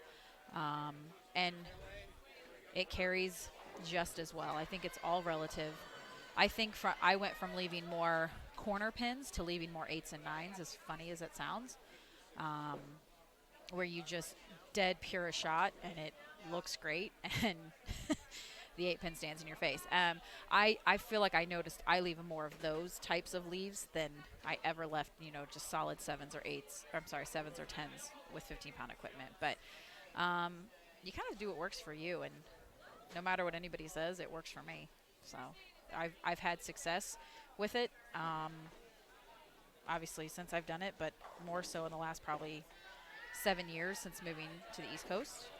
I have a few state titles under my belt in New York, which is not an easy state to I mean, there's a lot of really good bowlers that are female bowlers in the state of New York.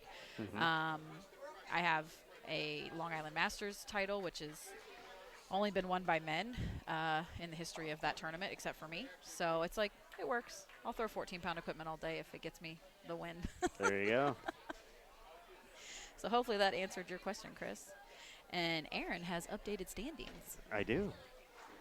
Yes, as expected, Robert Morris, Illinois, has shot into the lead, and by That's a a considerable amount. sizable margin. 180 pins now, the difference, after being down 22. So that was a 200-plus pin swing. 64-53 to 62-73. And Pikeville in third, 6,019. So for the Bears, they've Made up a little bit. They've made up a little bit, but still a ways to go as we get started with Pikeville on Baker set 3. They are on 27 and 28. They were scheduled to bowl with Walsh this game, but as we mentioned at the start, Walsh elected to drop out.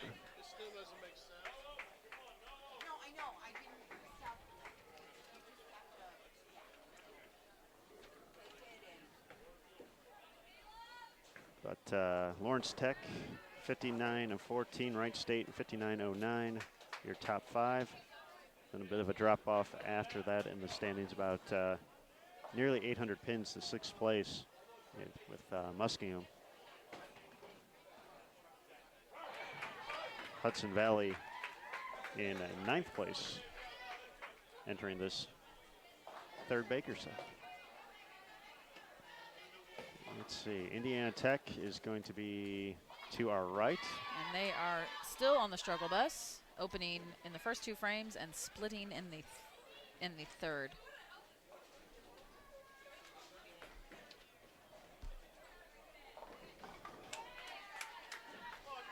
And it is a 2-4-8-10 for them. I think that's Brittany Kinney shooting at it. And she gets 3, so they are open to start the third set of Baker. Pikeville strike split on 27 in front of us, so we will see if they can turn this around.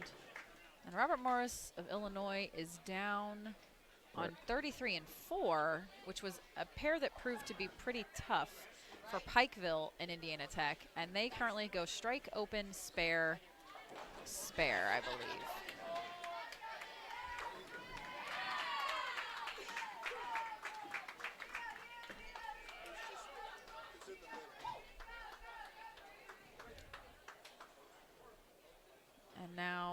Pikeville leaves half the rack. In the third frame. You know what we call that in Indiana? I would love to know. Bucket and a biscuit. A bucket and a biscuit. Okay, that's good. She just did what I do. Like when I shoot at this, it is the word. It's like my arch nemesis of spares. I'll get the bucket and leave the 7-pin. I'll get the 2-4. What is that? The 2-4-5-7 and leave. I don't know. I only ever get 4. It doesn't matter how I shoot it. Four I is can the throw. max count on it. Yeah, like just give me 4 and I will move on because I can shoot straight at it. I can hook at it. I can do a lot of things, and I very rarely pick it up, and I don't know why. I used to be a really good spare shooter at just about everything until I moved to the East Coast, and that spare and the 2.8 became like Kryptonite. impossible. Ugh, crazy. See, that's how people talk about the 3.610. I can do the 3.6, and it's funny is the 3.6.910 is not an issue for me. I throw my spare ball to 3.6.910. People cringe when I do it. My friend George did that when I was in Vegas. He was like, I left it at the U.S. Open a couple times, and I pick up my spare ball to shoot it, and I don't think he's ever seen me actually do that. So then when I talked to him later, I was like, were you a little worried? He goes, I was wondering what you were doing. And I'm like, oh, that's how I shoot it all the time. I hit to the the left side of the 3-pin, take the 3 into the 6, 6 into the 10. As long as I roll the ball and don't throw the ball, this ball will take out the 9-pin every time. That's how I do it. There we go. I have it down to a science. Occasionally I miss it because I don't get the ball off my hand the right way, but for the most part, I'm pretty accurate. If executed correctly, it's a piece of cake.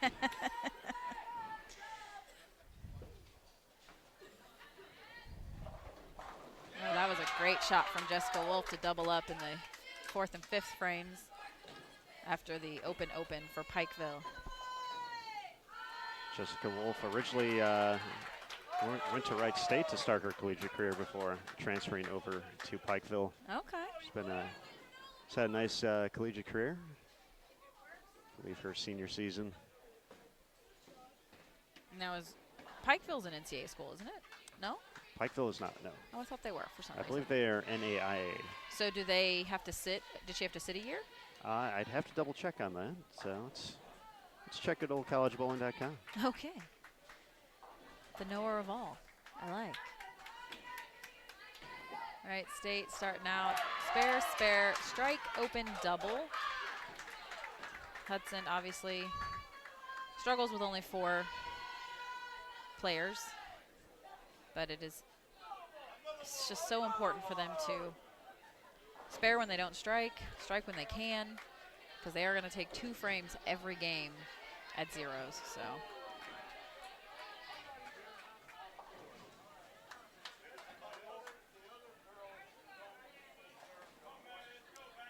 And yes, we also got our good friend on the collegiate side, Gary Brown, tuning in. Gary sent me a text saying also, as we saw in here, that yes, she did have to sit out a year after the transfer, so did not bowl the 16-17 season.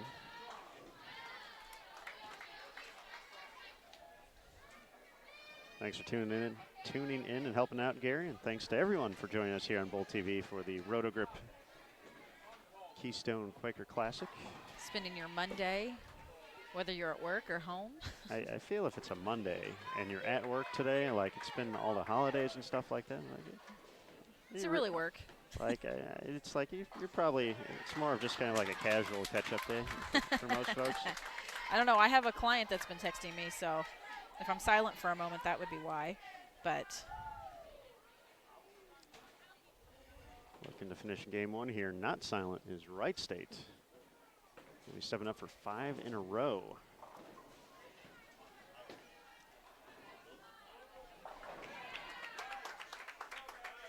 Hudson Valley finishes up with 117.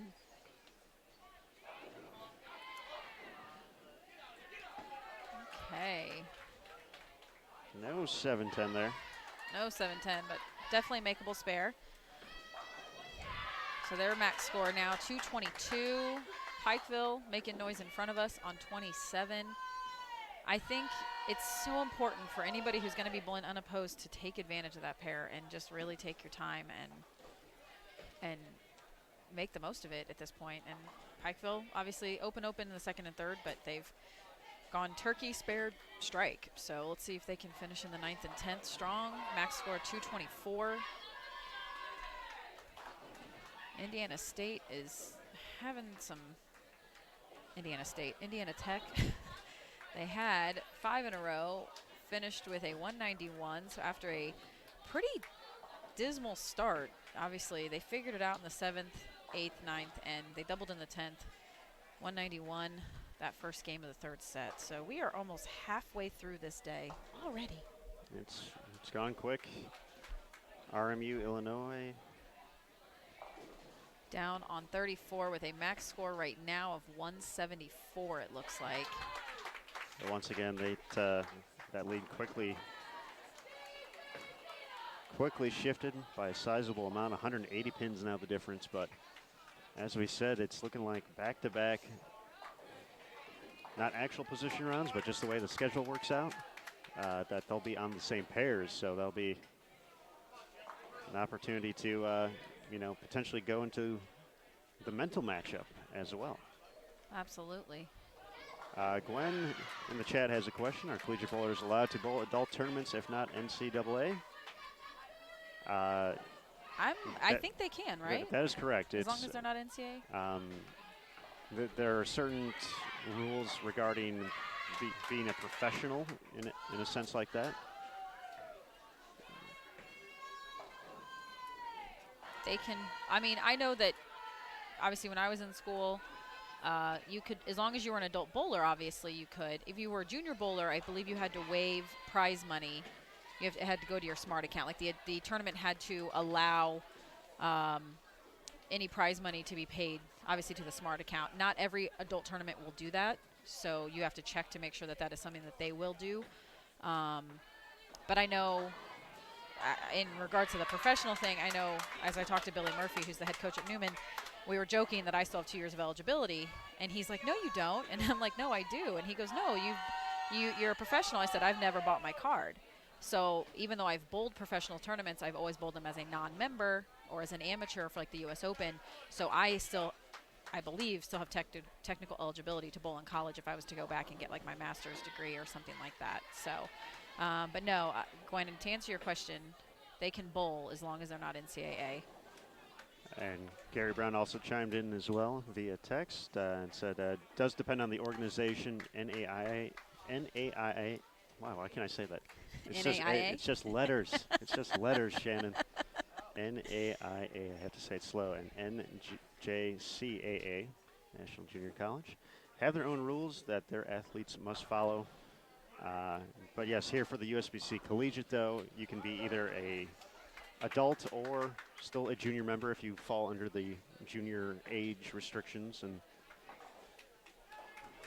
and all that. So we've seen strong collegiate players bowling events like Junior Gold, and we've seen strong collegiate players bowling events like the USBC Masters, USBC Queens. So that has always been, which is one really good reason why people should buy the yearly membership for Bowl TV, because if you have a child that bowls Junior Gold but also bowls collegiately, or bowls collegiately and bowls the other adult tournaments, you have a pass the entire year to watch them if you can't be there with them in person. This is a fact. Great way to start off the new year, too. Yeah, definitely. Pikeville starting out with a strike. They shot 191 that first game. Starting out with a strike this game, 2.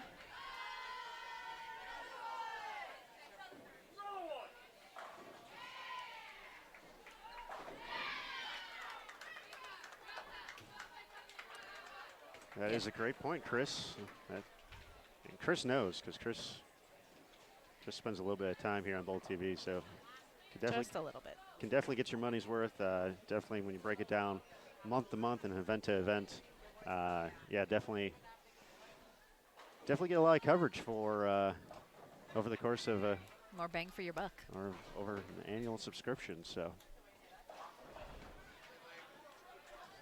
All right, so, an unfortunate split, 4-6-7-9 for Pikeville, but get the 2, see if we can get back on track with them.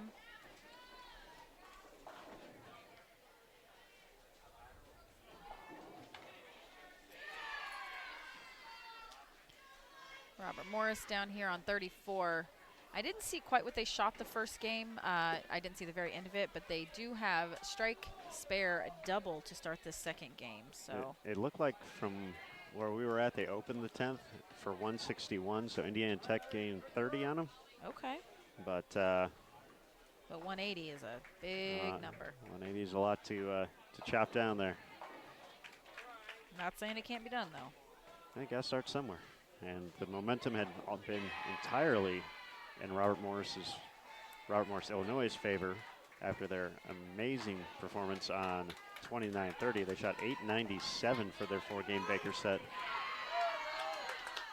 Which, I mean, honestly, when the field is struggling as a whole, can be like not only gaining your 100 pins that you went plus, but also an additional 100 or 150 when everyone else is shooting in the 700s or the high 600s. So hats off to Robert Morris.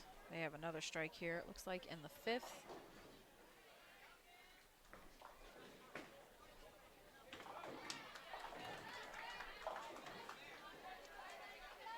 Hats off to our tournament staff, I must say. They are so quick at getting us the results. I mean, granted, they are sitting right next to us, but. This is true. We are in prime real estate areas, so. But they are definitely super quick on getting everything calculated and to us, and obviously it makes it seem so much easier to get it to you guys.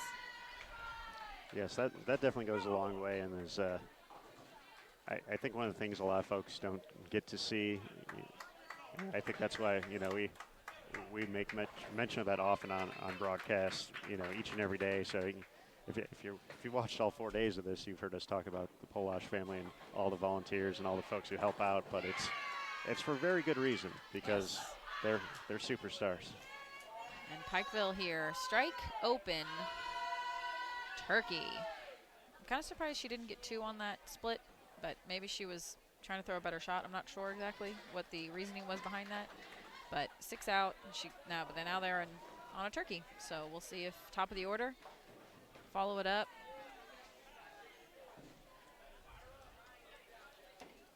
And after a 4-bagger, Robert Morris of Illinois splits in the 7th.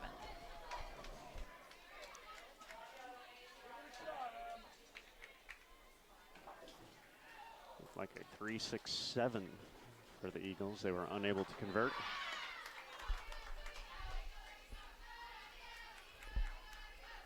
Indiana Tech, 159 in the 8th with a strike in the 9th, so they can max score 219 if Marissa Carey can get up and throw all 3 in the 10th, which, I mean, I've seen her do it a few times. If there's ever been a strong bet for such a situation. Let's see, Marissa far right of your screen does get the first one, and she does, right? She did, okay. And she walked back, and she kind of walked that one out on the other lane, gave her teammates a little fist pump, and it's go time. No more messing around for Indiana Tech. But this is something that we've noted. They've gotten stronger as the lanes break down. The more hook they see, the better they usually can be. And there's another one. It's going to be in the 2 teens. Robert Morris on a 2:15 pace, but they can still get to 2:45 this game.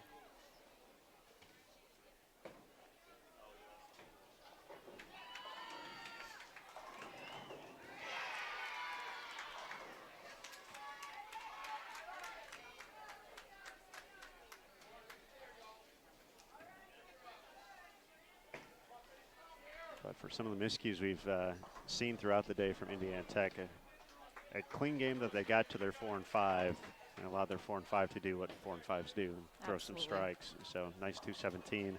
From Indiana Tech. They've gone 191, 217 this block. Unfortunately, they're not. Maybe. No. They might gain a few. Maybe. No, yeah. Robert Morris has 155 in the 7th and a double in the 8th and 9th, but I do not believe. Ooh, she's 710 in the 10th. It did not seem like that bad of a shot from the angle I'm at, but she walked back in disbelief. So max score I can't even see right now. 183 in the 8th. So she gets one. That would be 201, 210.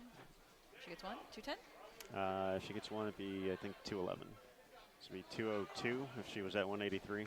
Yes, you're right. My fault. My So eyes are playing tricks on me today. another few pins for Indiana Tech as we continue to get closer and closer to our position round after Baker set 4.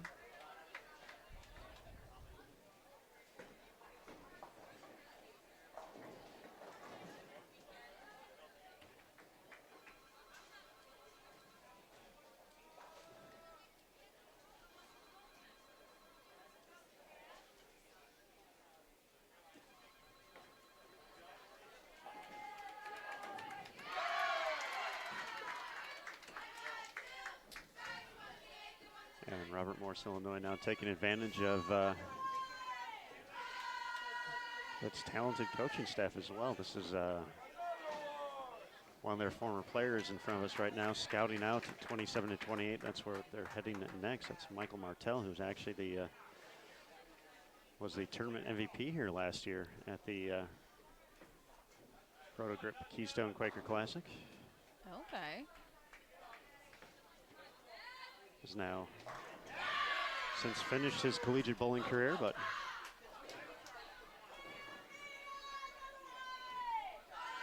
So, Wright State finishing up max score 165, Hudson 112 next to them. They're going to make their switch to the other lane for the second half of this third set. Pikeville 213 max score with 2 more strikes here in the 10th. So we shall see if Jessica Wolf can connect the way she did in the 5th and in the first shot in the 10th. That was a great shot.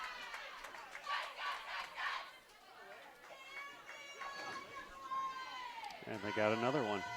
I was like, I haven't heard the dad very much today, though. Been a little bit more subdued today. It's been a long weekend of yelling. Another one. So that's Poor girl from Wright State yesterday. I was trying to get their lineup, and she was talking, and I knew her voice was out. She's like, I'm sorry, I can barely talk. I'm like, it's fine. I'm like, you're okay. that's a long day, or a few long days of Yelling. using the vocal cords, cheering.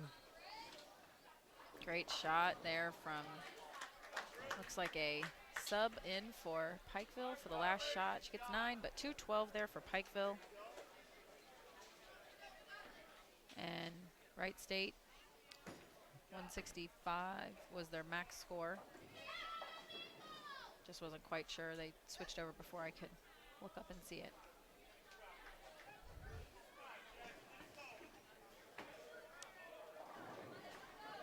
We'll say they're good for it, though, Okay.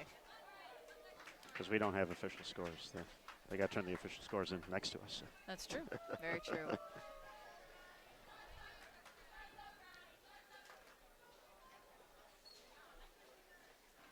It's one of the unique things with our, we've recently updated our media player here on BowlTV.com as we continue to offer improvements, and the time from, we used to have probably about 20 to 25 second lag from real time to when it would show on the screen, and now it's almost instant, Which is great. which is awesome. Great and bad at the same time because we can't see what. Because sometimes we did like those replay opportunities to kind of take a quick glance. It's like, oh yeah, that game ended, and or if you saw a team go crazy and get loud for a split conversion that you may have been off camera.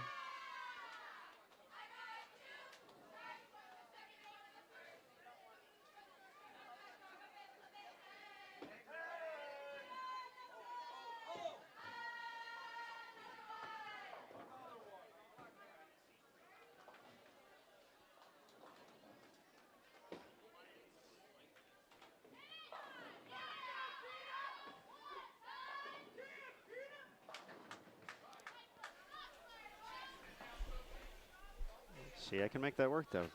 Shannon walked down there and said 162. I wrote 160 question mark. You're going to be all those people who still write 2019 and try and make it like a 2020. I will totally be that person. All right, so. And Pikeville starts off with the first 3. Well, if we're looking ahead to amount of traffic on the lane, and Robert Morris will have the opportunity to once again follow a pair that Walsh would have been at here on 27 and 28 next round, as they look to essentially hold on to their 150 or so pin lead. But obviously sending a player over here to take a look to see where the team is playing. Great coaching strategy, especially from a player who's had success in this building, which is, that's traveling around the country, you don't always.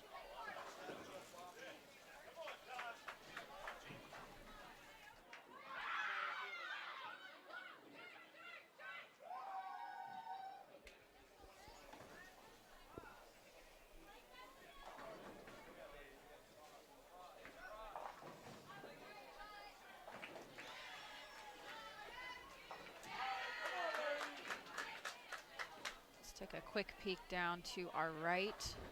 Indiana Tech, unfortunately, open to start this game number 3. Robert Morris, open strike spare.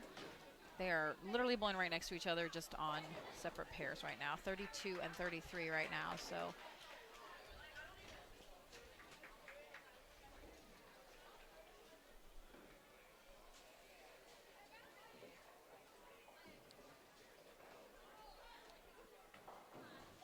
Now, obviously heading into today, there's plenty of opportunities for teams and players to check out the scores, see them online, visit the tournament Facebook page, and kind of know where they're sitting at in the standings. You're one way or the other, you're probably going to see a score sheet. Absolutely. And know that, hey, the difference is, X number of pins. X number of pins. When this block is going on, if you're the coach for Indiana Tech, Robert Morris, are you, let's look at each situation specifically, and maybe it doesn't change. How much would you want them to know where they were at? I don't necessarily want them to know. I think as a coach you have to know. I think you have to be aware no matter what. If your girls are struggling slightly, I think as a coach you need to be aware so that you can try to get them into a better position. But you don't necessarily want to be like, okay, so this is why. So we need to figure out a way because we have to make up 30 pins. Like, I don't think you want to do that. But I think as a player,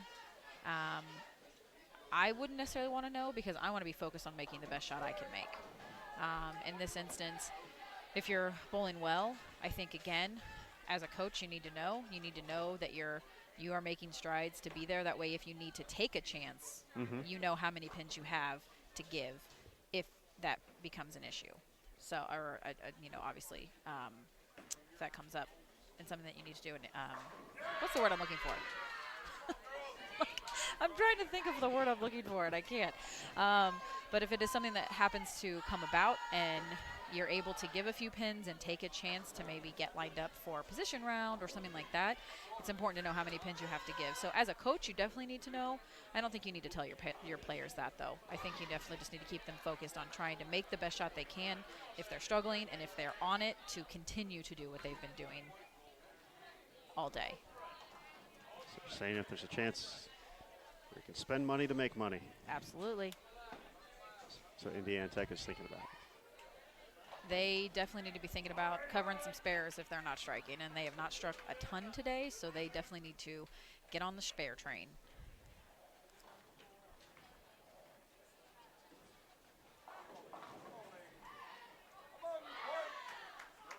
Pikeville looking to stay clean through 7 on said spare train.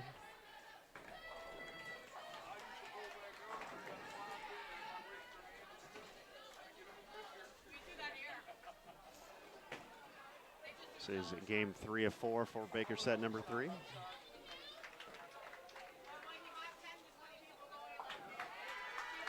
Our good friend Daniel Farish over at the Lehigh Valley Classic for the men's competition over at Jordan Lane. Just a quick 7-8 minute drive from here. Very close. I got to give these two centers credit.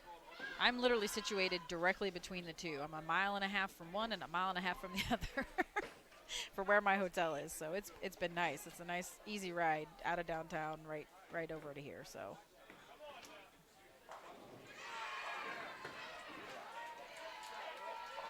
Yeah, that's the kind of the cool thing. Like everything's very centrally located here, outside of, and they even have an airport here. But Yes. a little bit more cost efficient to fly into Philadelphia. So a little bit of a drive for Daniel and myself getting out tomorrow. But yeah, everything's been really easy, really quick. It's one of those places where like you're always like just 10 minutes away from Something. from everything. So very cool area. I was talking about it yesterday, actually. After we left dinner, I was thinking about it. I'm like, there's some very pretty standalone single-family homes. Then you have like your row houses that obviously have a ton of history, and then you have some that look like row houses, but they're like duplexes in a sense, or like two-family homes. Each side has its own porch. And coming from New York, where there's a little bit of everything. It was just interesting to see a lot of the row houses in and around the downtown area, but still have so much history and historic value, I think. I would agree. Yes, very, very homey feel here. Yes. Especially in the bowling centers as well. Yes. So Indiana Tech, 121 in the 7th, spare in the 8th, and an unfortunate gutter in the 9th. So that is... And they had one of those, I believe, in the last Baker set too, on a spare. Just giving away pins at that point.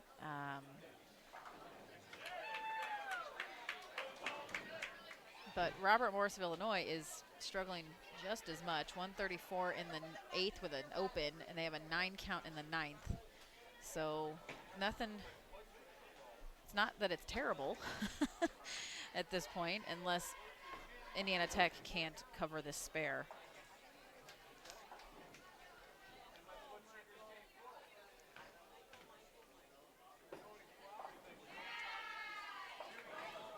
Back-to-back 7 spares for Pikeville. They're staying clean. They've been very consistent so far this set. 197, 212 to kick things off.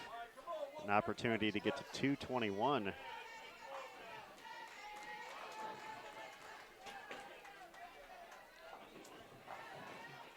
We'll have a very, very solid opportunity to have a plus block here for Baker set 3. And anytime you can get to plus, you do it. For folks who have never really bowled in a Baker setting, you know, as an individual, you only get your 2 opportunities per game essentially. But you know, averaging, you know, and it's one of the things I look at when I look at results is kind of see where teams started on the traditional day, and then did they continue strong? Like how do they fare in Baker? I feel is one of the great equalizers, especially when it comes to the postseason aspect of the USBC season, because that's all postseason is Baker. Mm-hmm. And, you know, every once in a while you'll run across the tournament, you'll see a team that found a way to average, you know, 215, 220, you know, over the course of a 16, 20-game Baker set. And just how difficult is that to be in unison as a team over the course of that many games? I think it can be really difficult unless you have 5 or 6 team members that really, really gel together. I mean, as you see, whenever you have your traditional games, it's rare that you have everybody on board and all shooting 2-0, 2-10, 220. You have those bowlers like Marissa Carey, who bowled extremely well at one point, and her team struggled. They still had a decent game, but the team wasn't, you know, on it the same way she was. Now, granted, her and 2 of her team members did sweep the tournament honors at the Lehigh Valley, but it's, you know, you're always going to have those teams that falter just slightly and aren't necessarily able to put 5 solid team games together. So you're going to expect that they're not always going to be able to put 10 straight frames together of no mistakes and just something nice and clean. But at the same time, when everybody gels, it can be really, really great. But it can be difficult, especially because I think you see it a little bit more on the men's side. You don't have people that are always playing the same part of the lane. So 5 different styles can get a little crazy in Baker. Girls, you tend to have more girls playing the same part of the lane, so they can usually work off each other a little bit better. 6:07 now after 3 for Pikeville after the open in the 10th. Start off game 4 with a strike, 160 for Wright State, 128 for Hudson Valley. And essentially for our 2 tournament front runners at the moment, Robert Morris 159, Indiana Tech 158, so still staying at about 150 pins or so. Advantage RMU. Now, I had Pikeville shooting 191 the first game, and you have 197, so I'm wondering if I saw that incorrectly. It could be that I just have very poor penmanship. Or that. I mean, I don't know. I had it at 191. I don't know. I don't remember what they had, but now we're going to have to see if you're 6 pins off. Yes. I mean, I think that was supposed to be a 7, but it looks more of like a boomerang than an actual number. I'm very deliberate in my handwriting. I think I have to be, though, because I do mortgages, so whenever I'm actually writing stuff out and not on my computer, I have to be very deliberate in my numbers. Numbers are very important, and even more so than in bowling.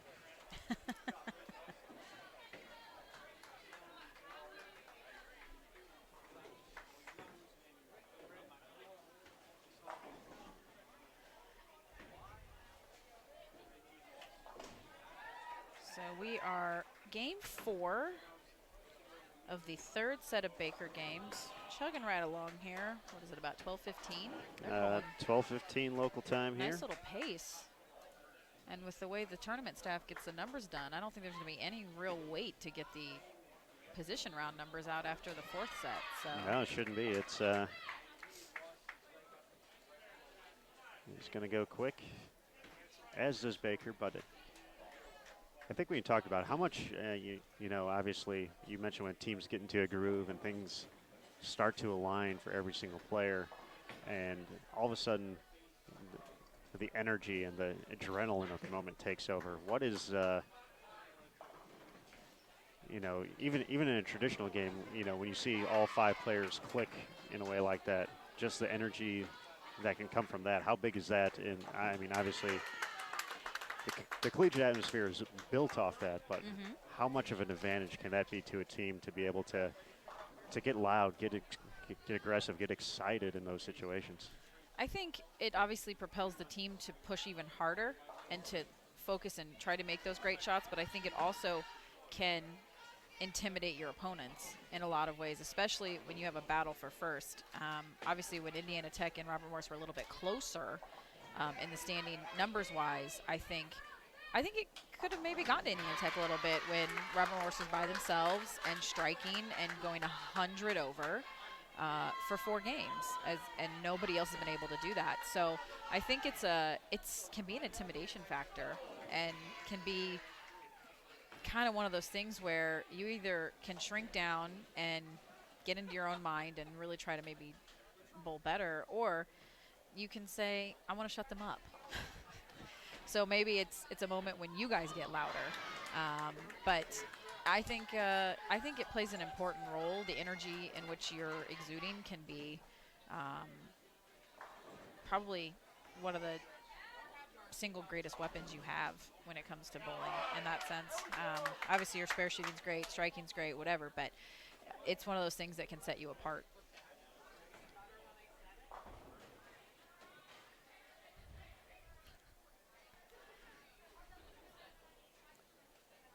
So we are halfway through this final game. Pikeville clean through 4, shooting at a 7-pin.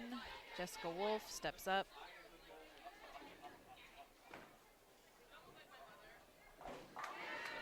And Indiana Tech figures it out. Spare 4-bagger. And Robert Morris, Illinois, really nothing too crazy to write home about. So chance to gain some pins back here. for the Warriors, looking for the Allentown Experience sweep, which is now a thing. Glad I could contribute to something this weekend. That is, you've named the weekend. I like it. That is the biggest. And now a the biggest thing. 5-bagger from Indiana Tech.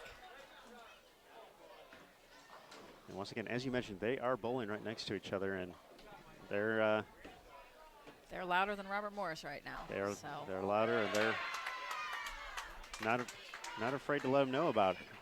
Definitely not. But I have to give Indiana Tech credit. They've been that way pretty much the last 3 days, no matter what. And Robert Morris striking there in the 8th. Pikeville clean through 6 now. It's going to be an interesting 4th set of Baker with Indiana Tech and Robert Morris on the same pair. And on a tougher pair, I believe. I believe 27 and 8 is definitely a tougher pair overall than what we've seen on 29 and 30. So it's going to be interesting to see these two teams bowl on this pair, since both teams have bowled on 29 and 30 so far.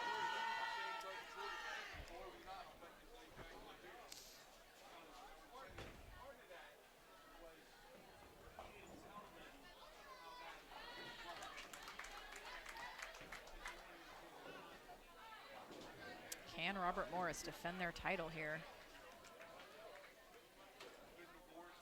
Well, we're going to find out here on Bowl TV. They're going to, Indiana Tech and Robert Morris will not leave the Bowl TV cameras after, or essentially starting next set. So they'll be here the rest of the way out. Do we know if 1 and 2 will be on 29 and 30, the way they were at the Lehigh, like the right set of lanes, or are they going to be on 27 and 8? Do we know? I have the technology. Yes. Let's see. The knower of all, Aaron Smith. A.A. Ron. A.A. Ron. Done messed up usually, but not this time. Okay, I haven't seen that before. I haven't used a MacBook in forever, I'm not going to lie. All Oh, right. I have that sheet right here. I didn't realize, honestly, didn't even look at it the right way. Oh, 27 and 8. So essentially, they're going to be on the same pair for back-to-back sets. So hope they figure it out if So it's a rough figure it pair. out. Absolutely. We were talking about that yesterday. Do you want to bowl a whole game, or do you want to hit that pair that's tough? What do you want to do? In this case, you want to bowl on it, you want to figure it out.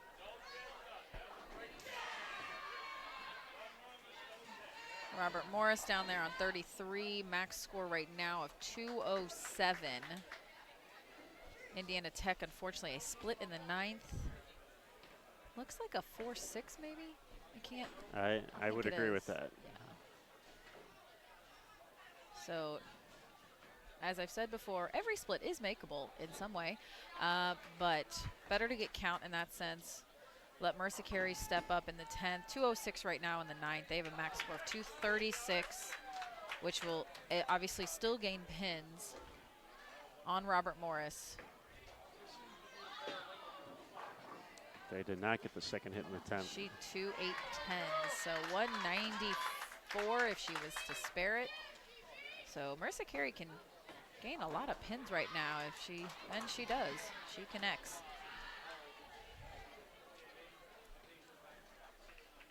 This should be fun, folks. Bowl TV, back-to-back Baker sets. Our top 2 teams here at the Road Grip Keystone Quaker Classic. Indiana Tech, Robert Morris, Illinois, going for the title.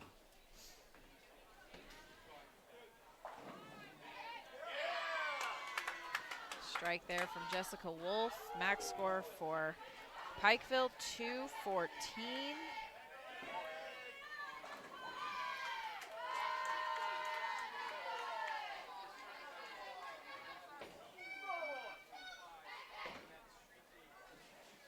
Mercer Carey did deliver the double, so just one on the count, so that's going to be 192.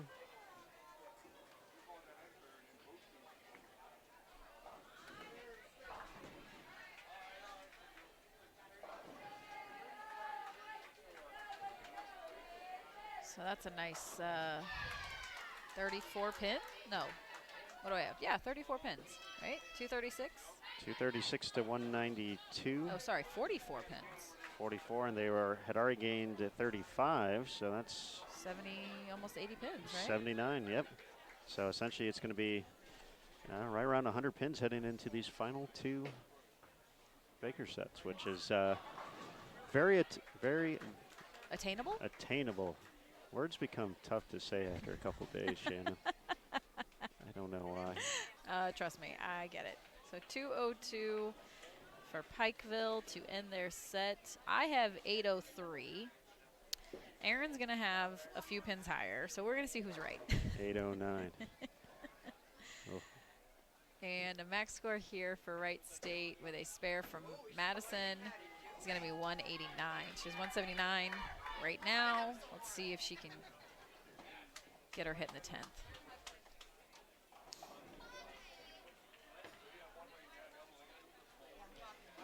And 25 and 6 is only into the 3rd and 4th frames respectively.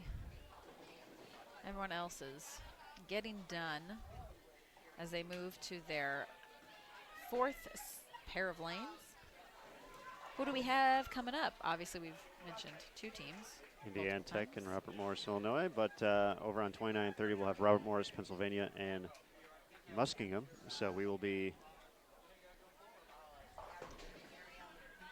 we'll be waiting on, well, obviously we're waiting for all the teams to finish before we start up the next Baker set. But we will have a brief break before the start of Baker set number 4. 7:05, Wright State finishes with Ashton Stallings coming in for the fill.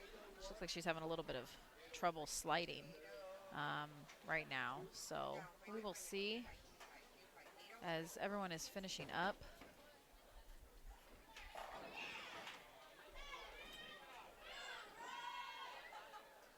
And Robert Morris of PA and Schenectady are finishing up as well. I'm going to overlook the shoulder here when she enters the scores for Pikeville. Okay. See which one of us is correct. had the number. Is that their sheet? No, that's Indiana. Okay. So here we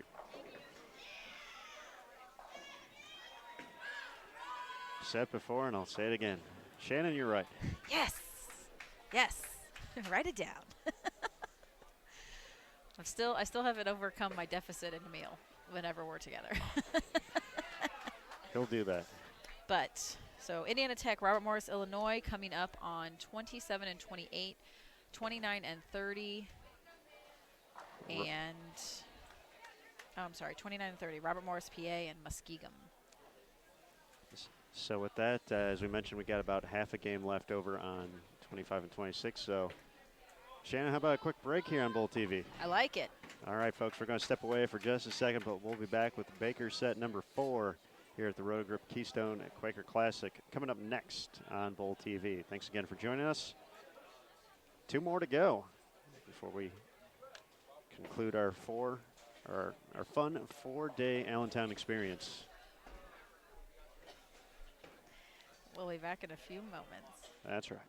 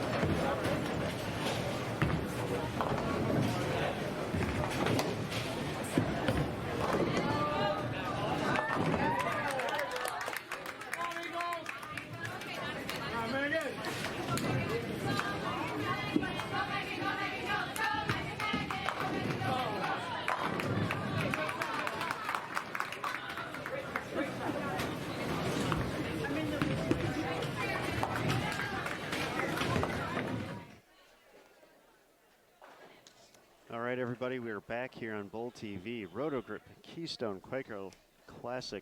The final Baker set before the position round, and we have our top two teams on lanes 27 and 28. Robert Morris still up in the standings, 71-76. That deficit cut to 101 pins after a strong Baker set 3 from Indiana Tech, 70-75. Pikeville has a pretty good hold on third place right now, 68-22. Lawrence Tech and Wright State battling for fourth and fifth, 66-47 and 66-14. The rest of the lineup, Schenectady 6th, Muskingum 7th, Robert Morris PA 8th, Hudson Valley 9th, and Walsh, who's not competing today, in 10th place. Robert Morris PA and Muskingum on 29 and 30, but essentially our top two teams are going to have 8 Baker games in a row on this pair. Absolutely, and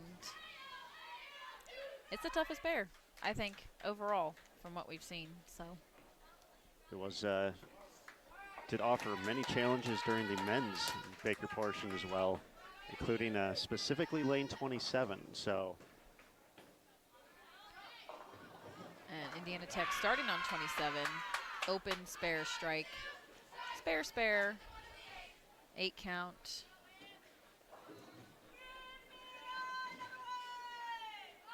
Looks like a 2-4. 2-4, yep. Okay. Looks like she came in light. Although Robert Morris on the lane, double, spare, 9 count. So slight advantage right now to Robert Morris. We will see if she can convert this 10 pin. Spare there for Indiana Tech. Pikeville is making some noise to our left. With I was going to say. Spare, 4-bagger, spare. Now a turkey, max score 269. And they were. They're 300 pins back. I mean, from second. Yeah, it's a sizable amount, but one of those things, you just never know. True. They're going to get to go to 29 and 30 for the position round as well.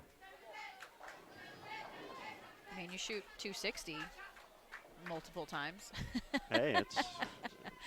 And if your opponent's ahead Right. of you, don't shoot 260. I mean, we saw it nearly happen at during the men's portion with St. John's going 269, 279 back to back, and they were 300 out of the lead, and all of a sudden it was quickly cut to a 100 pin deficit with 1 game to go, which obviously still a lot, but. There's a chance. But to even be in that position after you're down 300 going into the final block, 2 big games can certainly get you there quickly. They took a spare in the 10th, so 246 now. Their max score, but it's been a nice performance today by Pikeville. They have taken advantage when they can.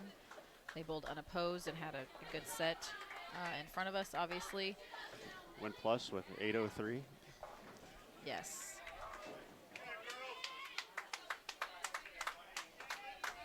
And 243. Nice game to start this 4th set of Baker.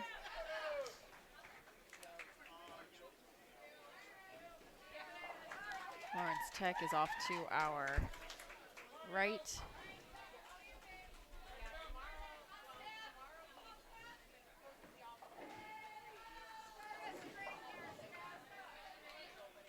Not having the best game, but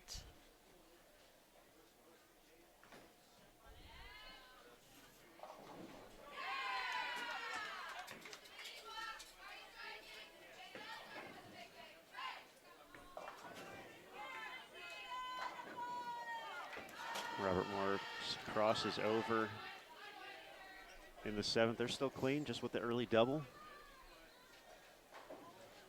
They've gained about 20 pins so far here through game 1 of Baker set 4. And a second open for Indiana Tech. The 1-2-8. Unable to convert. Drops their max this game to 191. So Robert Morris just stays clean. They're already ahead of that pace.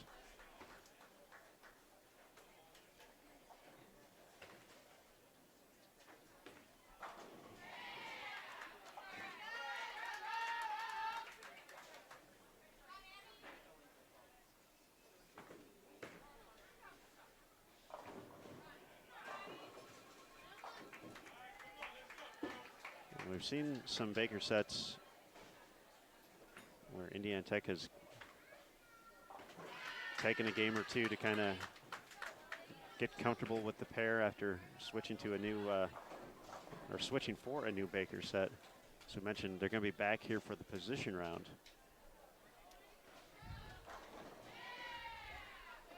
So they'll have some opportunities to get very comfortable, and they're going to have to find a way to throw some strikes here.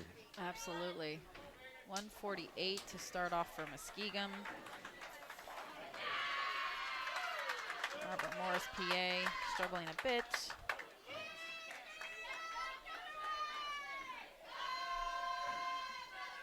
Although max score for Lawrence Tech down here is 203 after they strike in the in the 9th, and the first two in the 10th.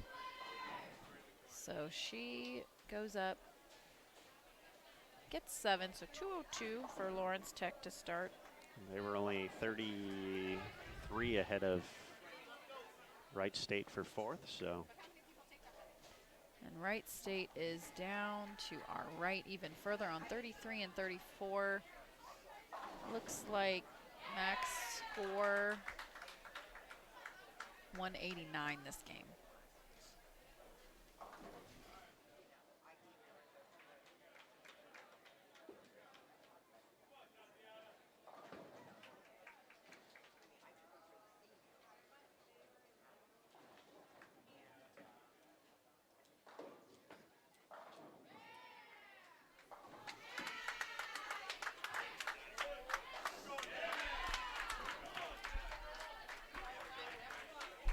Max score here for Robert Morris of PA, 193. Their anchor Tatiana getting it done. First open for RMU Illinois, that tricky 2-8, which has been a burden here on this 36-foot condition over at Rose Bowl. But they're still going to gain pins, regardless of what happens here, but chance to gain a quick 30. There's one.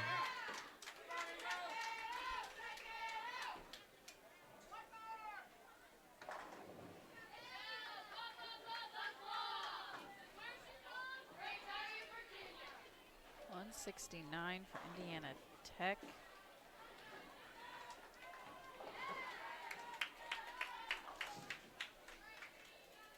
$181 for Robert Morris of Pennsylvania.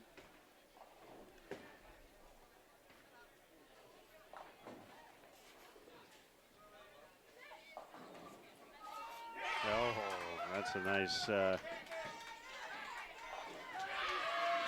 nice hit there for the defending Keystone Quaker champion. Getting the home hits here at Rose Bowl. Good push to lead to about 130. 7 Baker games left to go.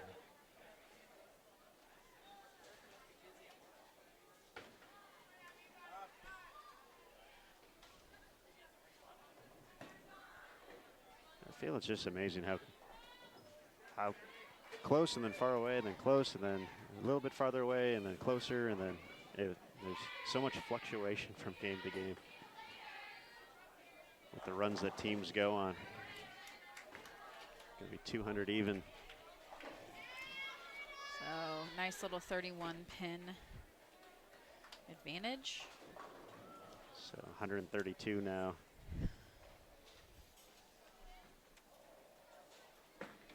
The lead for the Eagles. Looks like Wright State finishes with 165. If my eyes are not deceiving me.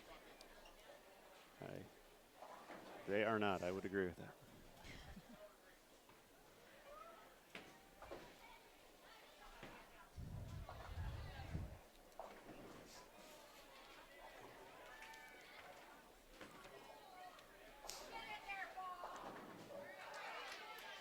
All right, so big strike to start off game number 2. Let's hope they got their jitters out of their way for Indiana Tech.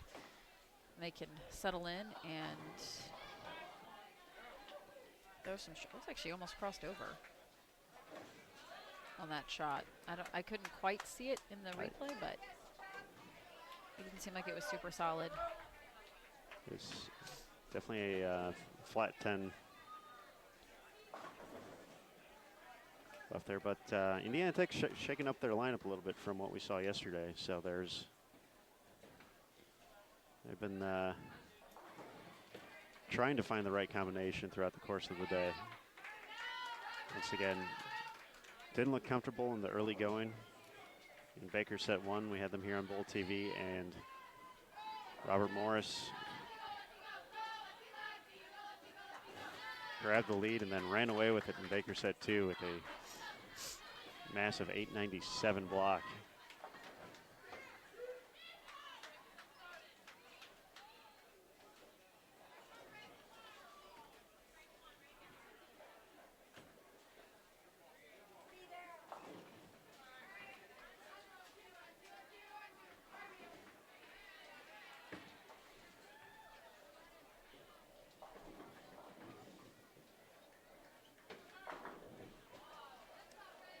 That was a very strange hit for Indiana Tech. That was, I'm not even sure what went, looked like a 6-pin went in front of the 10 and then bounced back off.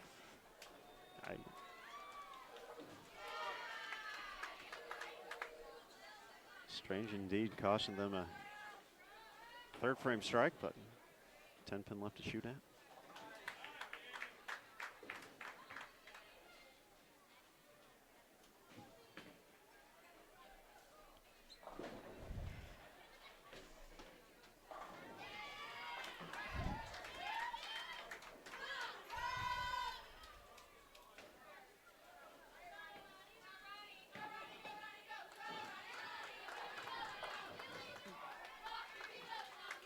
Spare there from Indiana Tech, so strike, spare, spare. Robert Morris, spare, spare to start the game. I feel like these games are going to go very fast for them, so they definitely need to like not let that get away from them. Obviously, fill frames. At this point, with the look that Indiana Tech has, Robert Morris really just needs to fill frames, in my professional opinion. Just kidding. I'm not a professional, but I've seen a few bowling games in my life. 1 or 2? 1 or 2. So Robert Morris just needs to really hit the pocket and fill frames. If they don't strike, they don't strike. But they have a pretty decent advantage right now in pin count. So I don't think it's going to be possible for Indiana Tech to overtake them based on how they're bowling currently. They are filling frames, that's great, but they're not getting they're not doubling, they're not, stringing them together. They have here and there, but not consistently enough to say, all right, they're gonna threaten Robert Morris for the lead, especially after just missing that 9-pin by I'm not sure how, but. So the message right now for Robert Morris is just fill frames. Just make good shots, make your spares. Yes, absolutely. There's no reason to panic. There's no reason to get tense. There's no reason to be squeezing a shot right now. This is your training. This is what we've been working for, all those practices. It's for these moments to let. Well, yeah, and if I'm their coach, I'm telling them that. I'm telling them, you know what, guys? Just make good shots and fill your frame. I'm not telling them to do something crazy. I'm not telling them to move crazy. I'm not telling them to overthink or overanalyze. I'm telling them get the ball to the 1-3 and fill your frame if you don't strike. Because Indiana Tech right now looks pretty lost. And as you said, there's been flashes of brilliance. Of brilliance, absolutely. Today, yesterday they kind of got stronger as the block went on, and we just haven't seen it pick up to the point to where we've seen 220, 220 back to back. It's there's the struggles, and then as you mentioned, the spare shooting hasn't been great today. Not a great follow-up for Pikeville. Sorry to interrupt you, but 157 after that 240 game. So they are now even for 2, which isn't terrible, but definitely not what you want to see after shooting 240 the first game. That was a tough way to get even. But no, if you're Indiana Tech, I mean, you're leading after day 1. You fought all day to get there. You fought all day. You came off a great event, and now, you know, your main opponent is in front of you the rest of the way. And once again, this kind of went back to my question, you know, how much do the players know the difference right now? But, you know, obviously you want everyone thinking, hey, this is, you know, every shot is, you know, we have to keep up with them for every shot. If you have to start thinking, I got to make up 130 pins in 7 games. You can panic a little bit. I might start squeezing a little bit. I mean, that's every shot will count at that point.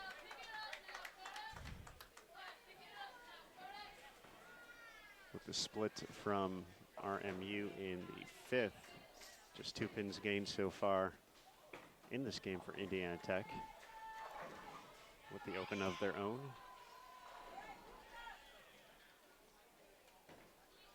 Got a nice game coming together for Muskingum.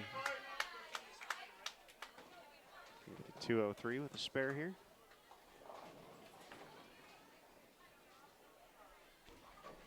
.172 for Lawrence Tech for their second game. Obviously, they are just off to our right on 31 and 32. They're switching to 31 now. So they are going to lose a few pins to Wright State this game.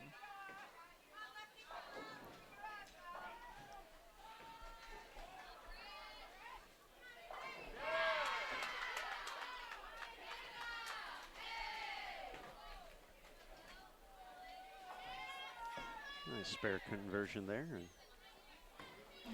I say Robert Morrisville frames, and they've gone split open.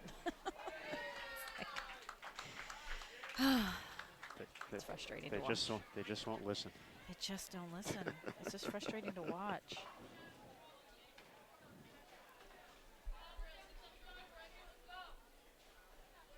Well, Indiana Tech had given the floor back with the split in their 7th frame, so essentially no one's gaining or losing pins here. 203 for the Muskies. All right, getting back on the strike train. The clean frame train. That's It's a tough one. hard to say, even harder to do sometimes.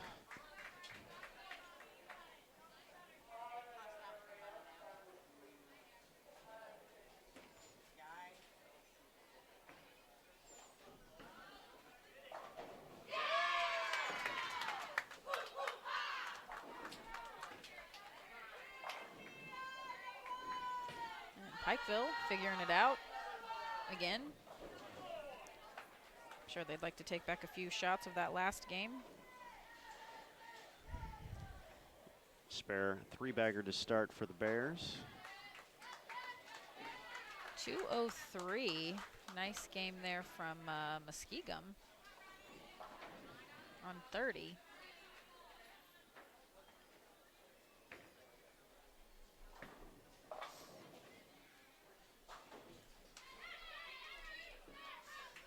And a 204 game, it looks like, from Wright State down on the end. So they are doing everything they can to make up the deficit against Lawrence Tech. They've pretty much traded games at this point, though. Lawrence Tech shoots 2-0, then shoots 170. Wright State 160, 2-0. So they're kind of even still from what they were. Same deficit as first, maybe a few pins difference, but nothing crazy. But Indiana Tech has a chance to finish with 191.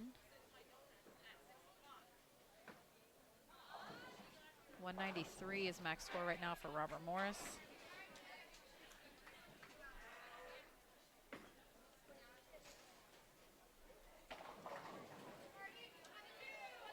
And the last few shots for Robert Morris on that lane, obviously they're going to move to 27 next, but they've it's looking like it may be time to make a move. As Indiana Tech catches a break as Marissa Carey crosses over, but Looks good on the scoreboard.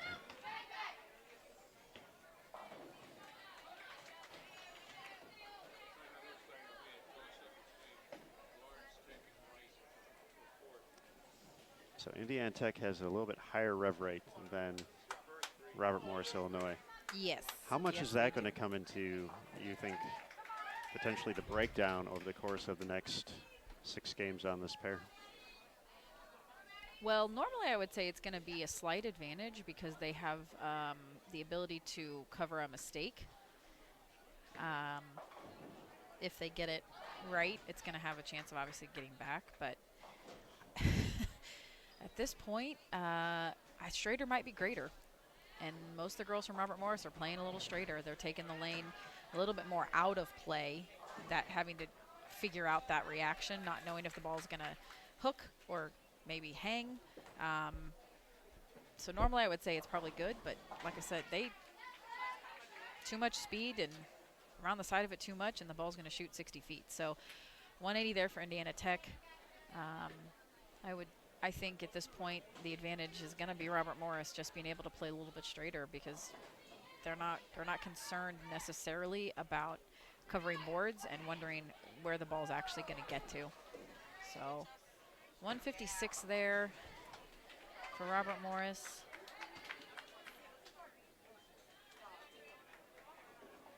Just 7 pins difference from the first 2 games. Robert Morris has added to their total, so now it's 108 is going to be the difference.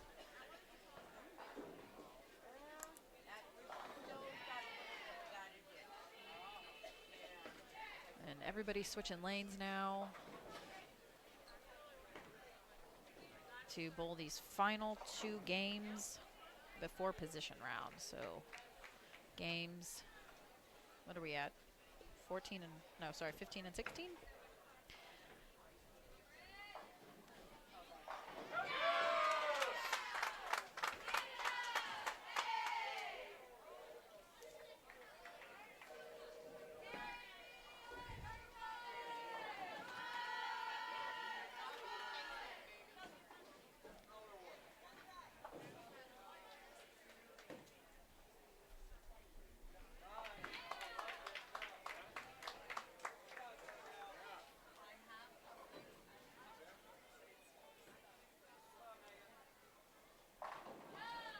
As we start game 3, Shannon, we do have a few questions in the chat for you. Oh, good. What's going on? We'll start with Chris up here.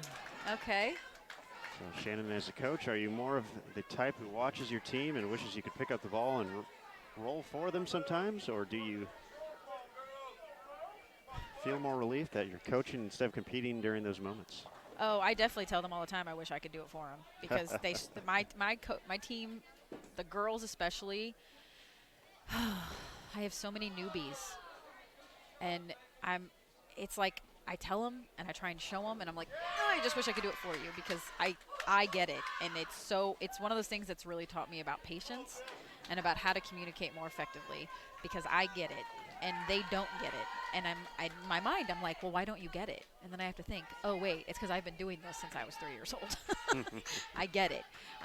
It's not hard for me to grasp the concept. People who have never really bowled and decide to pick up a bowling ball when they're 14, 15 years old, it's like teaching a toddler how to do things at times, and it's hard for me to sit still and be like, okay, I'm just going to let them do it. It's like I want to show them, I want to do it for them, and while they're competing, I have to literally pace because I can't just sit still and not do anything. So yeah, that's first and foremost. And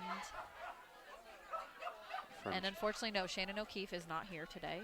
Although someone did mistake me for Shannon O'Keefe, and I laughed really hard because this guy sees me every week.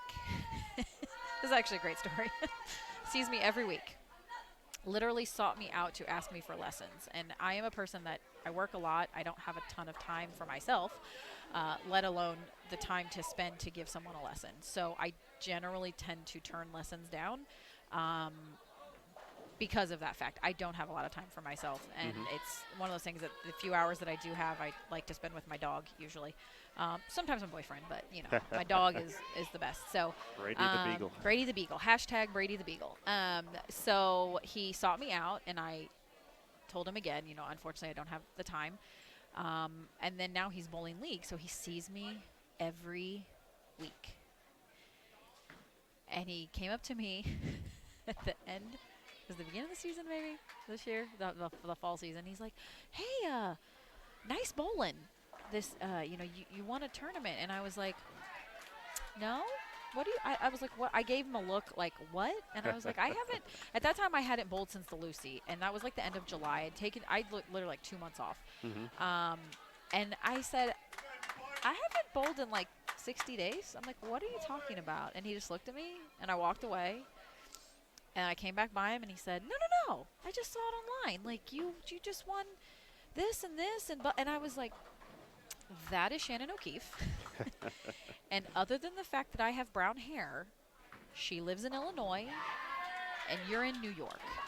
And I don't believe that Shannon O'Keefe is working at Levittown Lanes on a Tuesday night.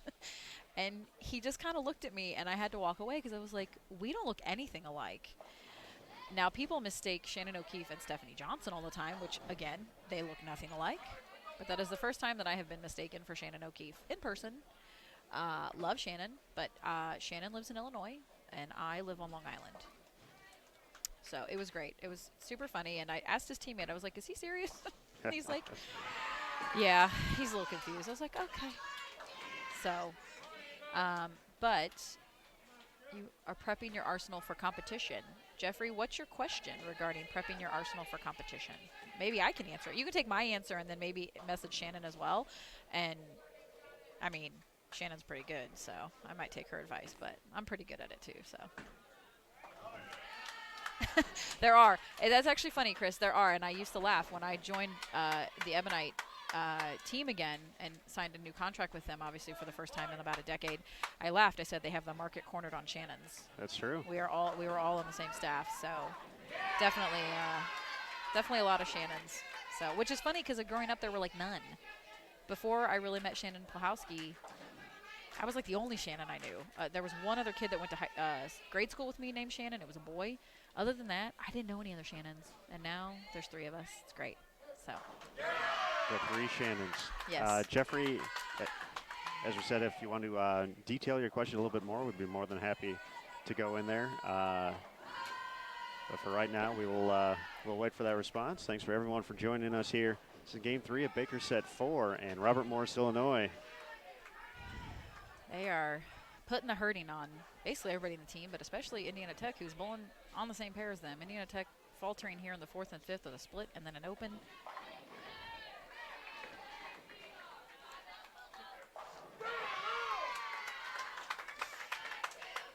So once again, these teams will be back on these specific lanes for the position round.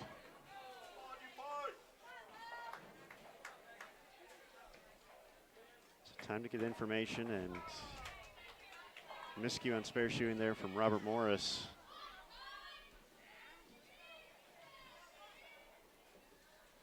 But still have not really given away any extra pins since they've started this block. Absolutely not. Pikeville making noise. Spare 3-bagger to start game number 3.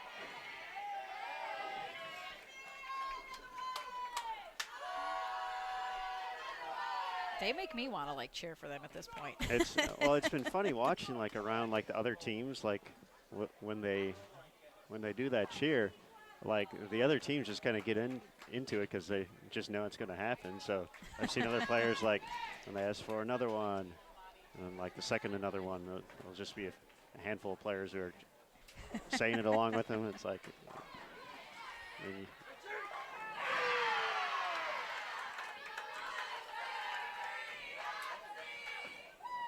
I almost wonder if that's game 4. I feel we talked about their 157, but then they got off to a strong start. I think could they be that far ahead? I don't think they are, though. I mean, maybe. I don't think we missed an entire game, though. Because I feel I remember they had a strong start, but I felt that was a while ago after that 150 game. But maybe all this bowling over the course of the past 4 days has caused you to go a little mad. I mean, they're on pace to shoot 290, and they seem to be locked in. So this is going to be an exciting game for them. They're going to make up a few pins here. We did say you shoot 260. 260, 260, 260. You. Yes. That was the first game, though, so we'll see how they fare. They went 243, 157 for sure. And now stepping up, they are on the far left of your screen. On lane 26. Ended at 6 in a row, unable to strike in the 7th.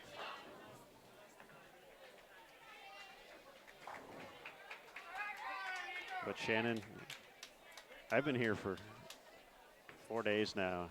It's been a mental grind for me watching bowling for 4 days, as I'm sure also for you, but for these players. Yes. You know, the physicality of 4 consecutive days of bowling.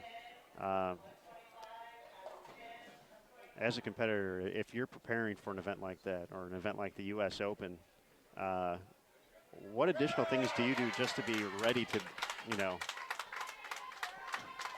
be physically prepared to bowl, 8 games a day for over the course of, not necessarily any breaks in there. It's day after day after day of competition like what these student athletes are facing. I think I personally, I work out about 5 days a week just to make sure that my body is ready to go. And obviously, as I get older, I notice certain things that fatigue me in different ways. But ensuring your legs are super strong and you're comfortable is important.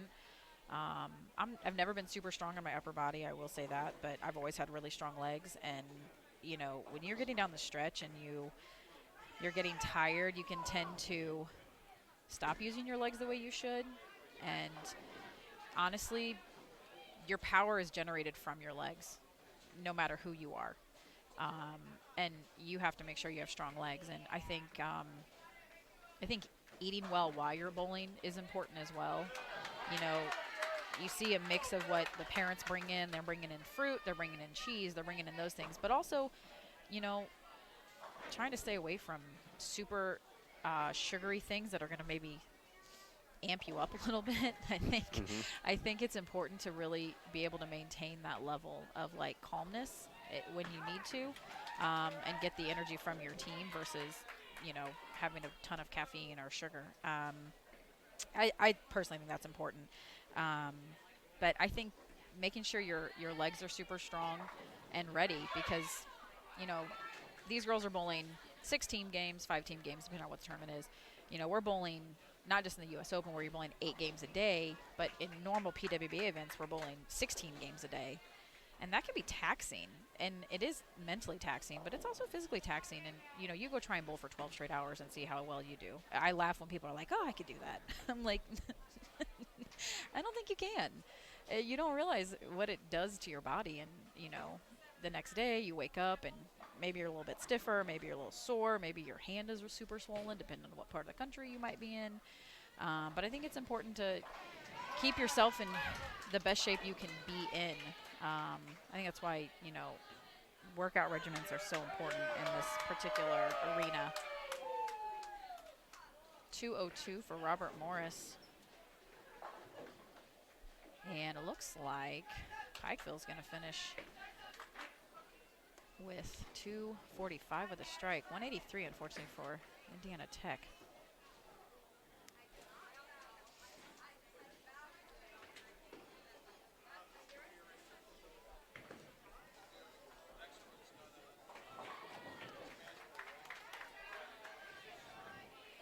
So we did have a note in the chat about from a Pikeville mom, so that they actually did have 235 in game 3. So we are already in game 4. So they've actually just finished up their set. So they went 80 over the last 2 games. Oh, they did shoot in the oh, wow, we did. How did we miss an entire game? We're sitting here talking 2:45 for Pikeville. They bowled too fast. Well, like I said, when you strike, it happens. That's a nice 880 for the Bears. We got a question, it looks like from Jeffrey. Okay, let's see what Jeffrey has to say. Hold on 1 second. 4 leagues a week. I use a spinner to clean and polish my arsenal after each set. Is that too much or not? Next month in Vegas, I will bowl 4 game sets for 4 straight days. Clean and polish not. Personally, Jeffrey, I would clean your equipment after you use it. I don't necessarily know if I'd polish it. You don't know obviously what you're going to be bowling on, and it makes it harder to change the surface if you're constantly polishing it. I don't know what the equipment is, but I would definitely clean it obviously after each of your sets. I think it's important. It keeps the life of the ball intact a little bit longer, and 9 times out of 10, if I'm preparing for a tournament and I have a ball that might be 2,000 out of the box or 1,000 out of the box, and I like that particular surface out of the box, like I like the way it reacted, and I didn't feel like I needed to go down to like a lower level Abralon pad or even polish it to make it do what I wanted it to do. If I like that out of the box reaction, I will take it to the shop before competition and have them wet sand it back to that original out of the box condition. But I definitely would clean. If you like the polish, if you like the reaction you're getting with the polish, obviously keep it up if you're bowling well. But I definitely would keep it more of a clean when I'm done, and then maybe right before you start to bowl those days of competition, and if you want it out of the box, take it back and have them wet sand it back to your out of the box condition. Most balls that are solid are going to be either 1,000 or 2,000 out of the box. If they're a pearlized cover, obviously going to be a little higher than that, but you definitely would. That's me, my own personal opinion. But you kind of have to do what works for you, and if it's been working for you, then keep doing it. Thank you, Eric, for that tidbit of information as well. I like anything that can take the oil off of a ball or out of a ball. I recommend detoxing balls as well. Most pro shops will have the detoxer in their shops or something that can do it. But you don't realize how much oil really gets soaked into bowling balls and can really affect their performance. So especially with balls these days, solid balls really soak up oil quickly and can really affect the life of it. But if you're diligent about not only using an oil-free towel while you're bowling and cleaning everything after you use it, you're going to definitely prolong the life of your ball longer. So hopefully that gives you a little bit of information that can work for you. Try it out. Let me know how it goes. Excellent insight there, Shannon. Thanks. Thank you for the question, Jeffrey. Eric, as Shannon mentioned, thank you for the drop-in as well.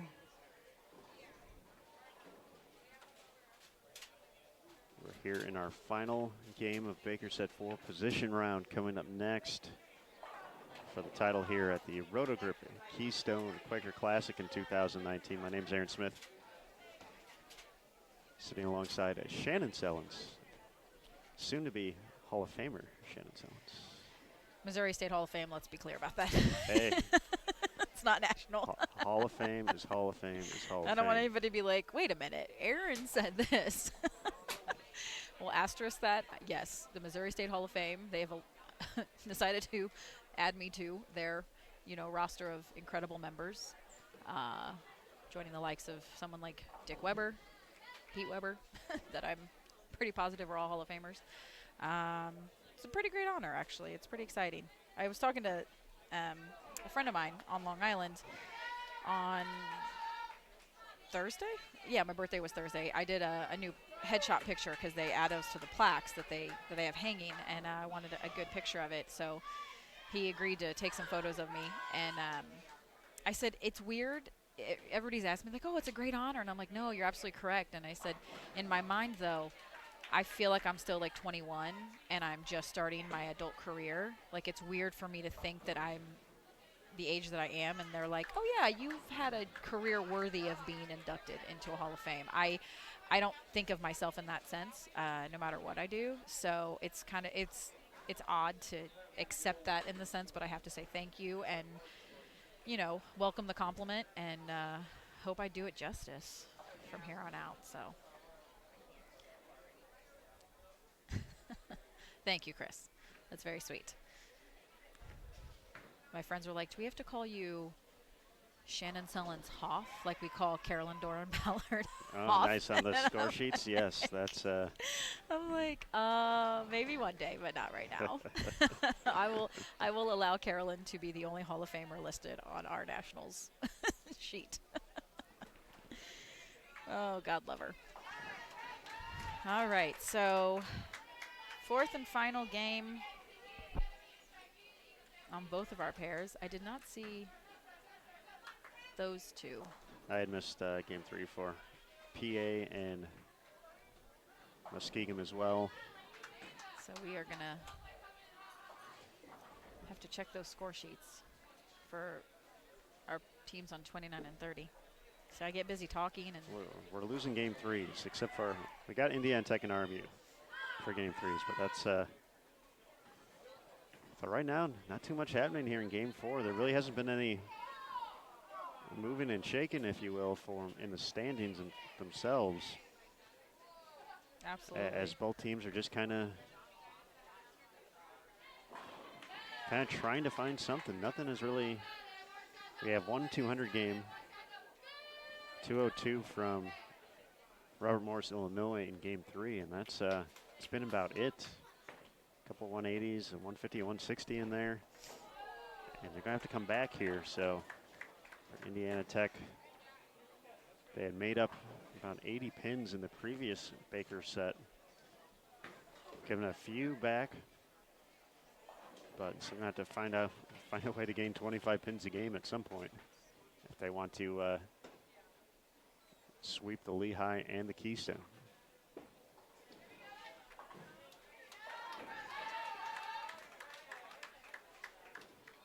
Chance for a 3-bagger to get them there, and that's going to have to hook a bunch and will not make the turn.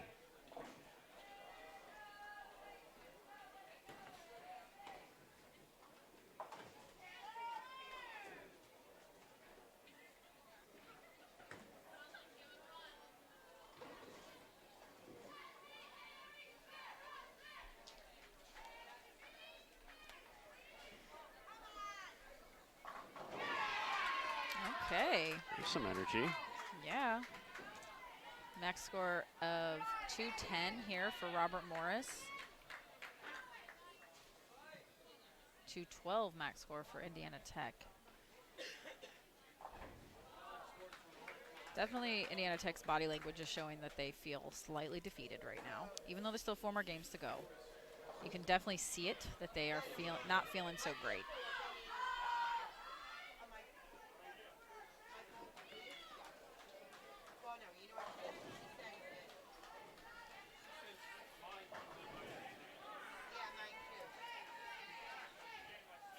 With that in mind, if I'm RMU Illinois, I think it's time to start amping up the excitement for every strike. Absolutely. And just continue to, hey, y'all both great over there, but this is our tournament. Absolutely. We're taking it We're again. going to win it again. We're going back to back.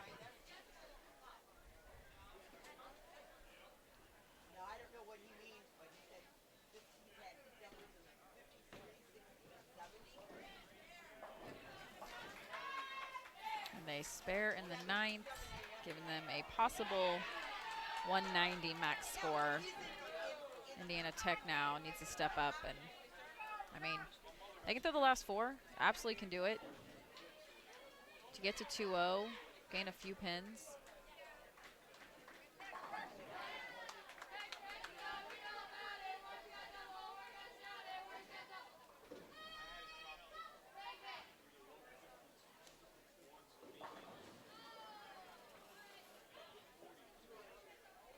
160 over here on the right for Robert Morris of PA. Again, we missed game 3, so now we need to see what we got going on.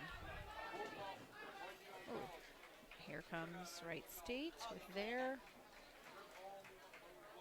fourth set of Baker games, I should say.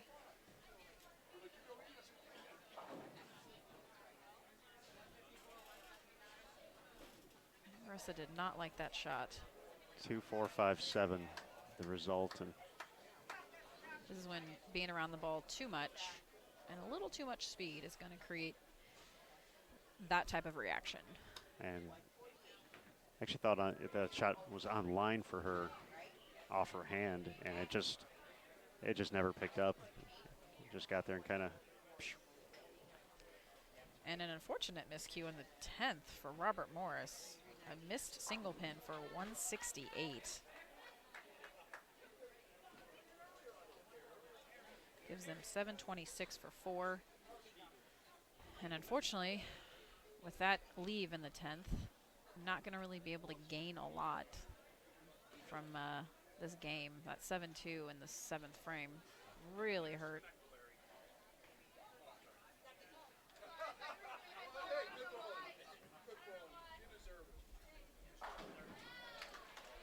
And she strikes? Yes, strikes for 176.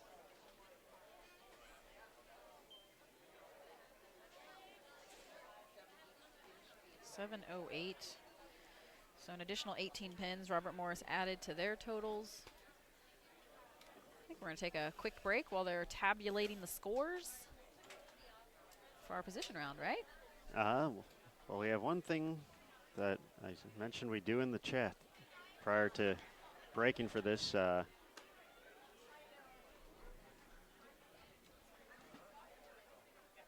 Which was we're going to do a quick giveaway, Shannon.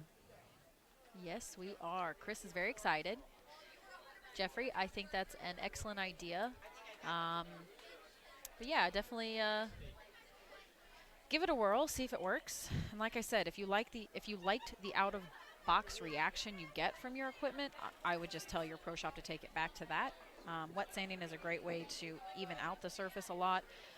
If you use Abralon at all, dry Abralon during practice or anything like that, wet sanding it can really bring it back to an even surface all over. So Aaron is prepping up the giveaway. Let's do it. Let's do it. So what do they have to do, Aaron? Well, in about 1 minute, as you see the sign on your screen, the giveaway will begin soon. Watch here to participate. A second prompt will come up on the screen, and you'll see a blue submit entry button, and all you'll have to do is press that button and you'll be entered into the giveaway. It's exciting. I'm waiting to see who wins.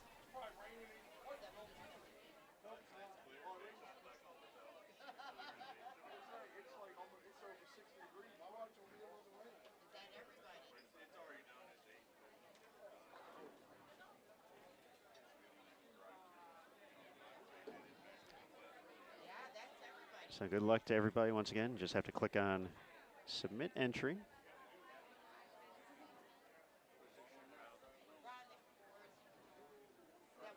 And you'll be entered to win a Bowl TV t-shirt.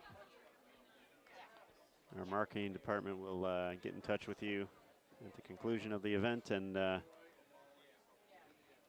get your information. But it's that time. It's begun. Submit entry. Good luck, everybody. Position round coming up next here on Bowl TV. Rotogrip Keystone Quaker Classic.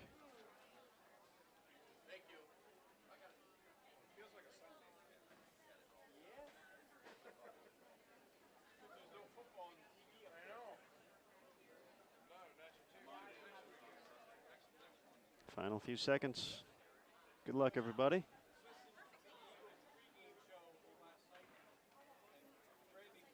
And Elena with the win. Congratulations, Elena. Our marketing team will be in touch in a couple of days. Get your shirt size and where to send it off to. But thank you to everyone for participating. and being a part of Bowl TV. Position round coming up next. We'll be right back for the final 4 Baker games here at the Rotogrip Keystone Quaker Classic.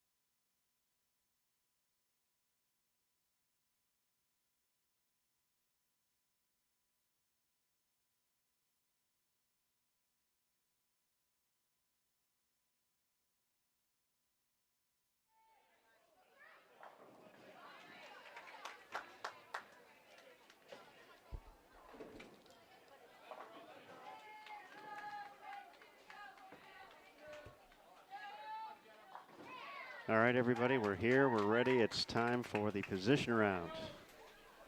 Very quick transition into that from Baker Set 4. Big thank you to the tournament staff, Fred Polash and company. Excellent, excellent work all week here at the Keystone Quaker Classic. On your left, our top team heading into the final position round, up 119 over Indiana Tech, is Robert Morris, Illinois. They're starting on 27 and clean through 3. Looking to mount a comeback, Indiana Tech on lane at 28. Once again, 119 pins back of RMU. In third place after the big set, Pikeville has worked its way into the conversation to potentially run down second place. They are only 81 pins behind Indiana Tech and 200 out of the lead.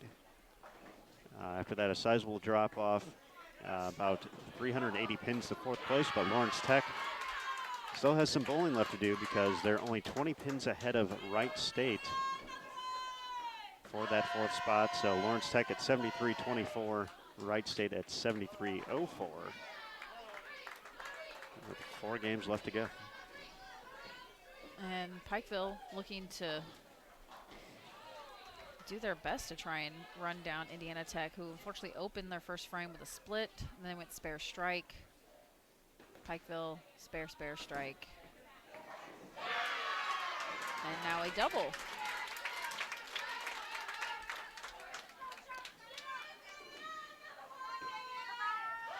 Eric in the chat noting Lauren Piotrowski, and yes, Lauren is a fantastic player. We got to see her at Schenectady before she transferred to Pikeville, lead that team to the ITCs back in 2017, and obviously having an MVP type season so far here in 2019. 4 tournament wins as an individual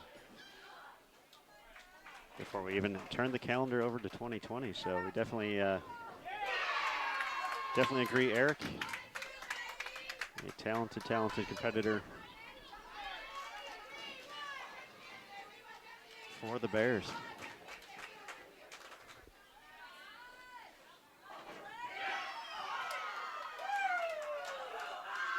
And Jessica Wolf stepping up, making it a turkey for Pikeville. Indiana Tech struggling after that double. 6-10, right? Or is that a 3-6? 3-6. 3-6, okay. Lots of people in my way. This is true. My line of vision. We are not at the most advantageous spot to actually watch the bowling. Got to rely on what it looks like on the computer screen. So, but Marissa Carey covering that one nicely. Robert Morris on a strike spare, we hope.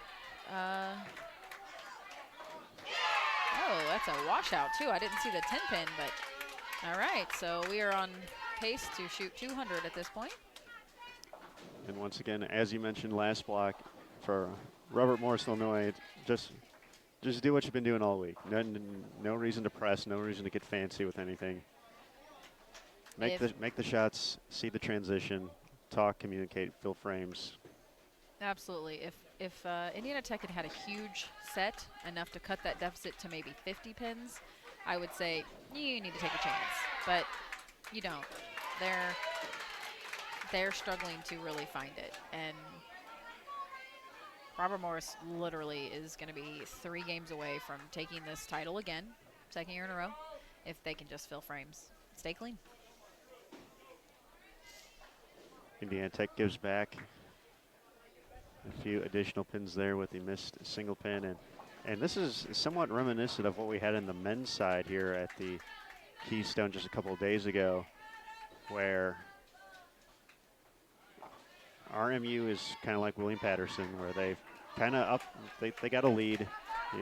William Patterson made it a little bit more interesting than they needed to because they shot 126 the first game, Baker, but they bounced back. Wisconsin Whitewater is kind of the Indiana Tech team that's really trying to find something. And then Pikeville is the wild card that was St. John's that just went crazy in the Baker set and ended up moving up in the standings as the team that was in second dropped. So for Indiana Tech, we got to see some resilience here, because they are potentially looking at not only not winning, but potentially dropping to third if Pikeville can continue to bowl well. 81 Yes. pins can be made up Very if easily. Indiana Tech doesn't put something together. And Pikeville is unfortunately slowing themselves down slightly with that open makeable spare. They missed in the 7th frame, but still have a max score of 236 out there for Pikeville, and they did throw a turkey in 3, 4, and 5. So if at this point, if those same bowlers can connect, they can shoot 230, where Indiana Tech's max score is 215 if they strike out, and they've only doubled. So we'll see.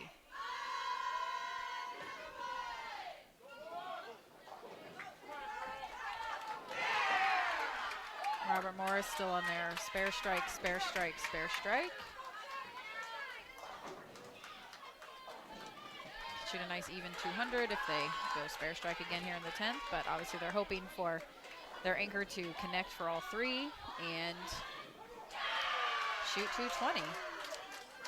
And just a note from where we started today, Indiana Tech, as we mentioned, was the tournament leader, 48.89. Pikeville was 45.60. So that was 329 pin difference that Pikeville has now cut down to 81. So Pikeville has been bowling fantastically well today. Indiana Tech has been struggling, and right now it's a question of who's going to get second.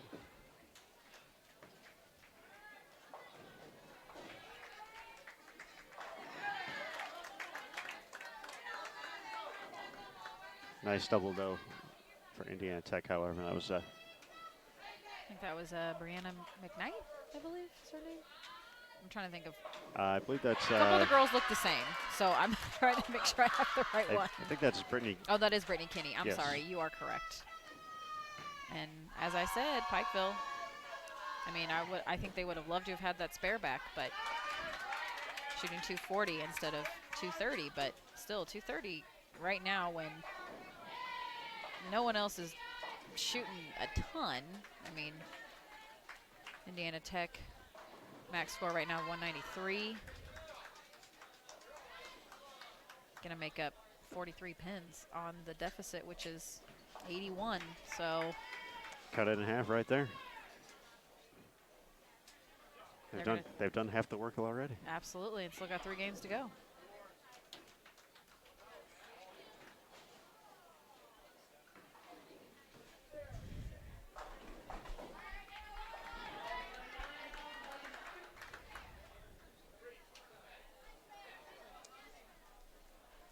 This is the rare Dutch 200 sighting with a strike.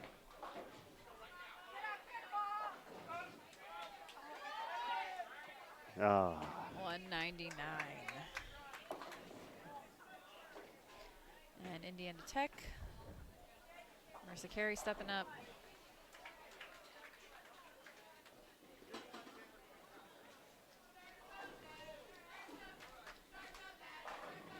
Great shot there from Marissa. 193 for Indiana Tech.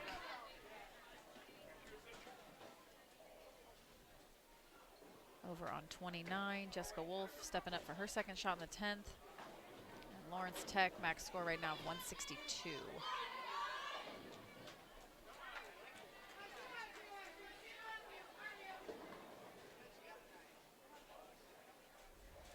Once again, folks, our next visit to Bowl TV for a live event will be the Team USA trial starting January 3rd from Las Vegas, Nevada, Gold Coast Hotel and Casino. 5 days of coverage, including the U.S. Amateur Stepladder Finals on January 7th and the introduction of Team USA and Junior Team USA 2020. It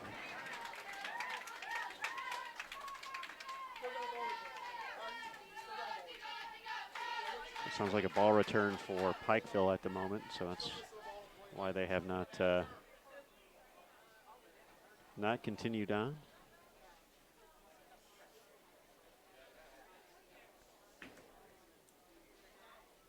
So still wrapping up game one.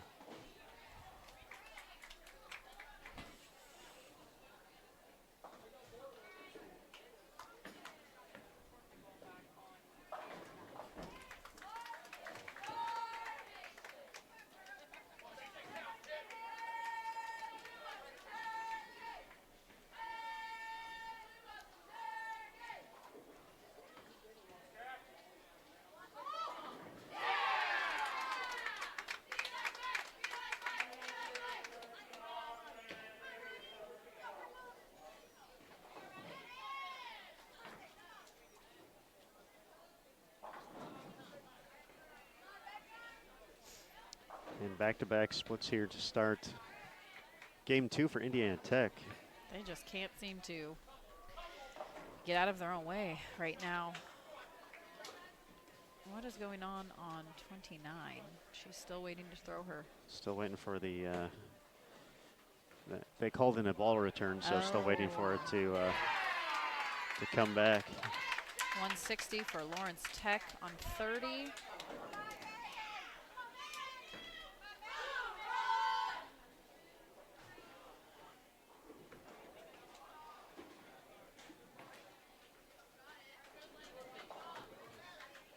But looks like Jessica Wolf does have ball in hand now, so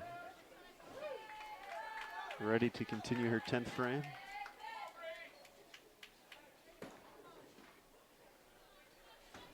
'11th shot, looking to get into the 230s. Oh, 9 pin falls late, it looks like. Almost a 4-9, but still 220. And Robert Morris continues to put the hurt on Indiana Tech's dreams of running them down with a spare and a turkey to start game number 2. They've looked like the better team all day today, and you know, outside of one game, or essentially one game and one Baker set, they've led. So this has been their tournament almost the entire way so far. 225 for Pikeville. I think it's interesting that Lawrence Tech waited. Keep them nice and even. So 32 pins gained by Pikeville on Indiana Tech.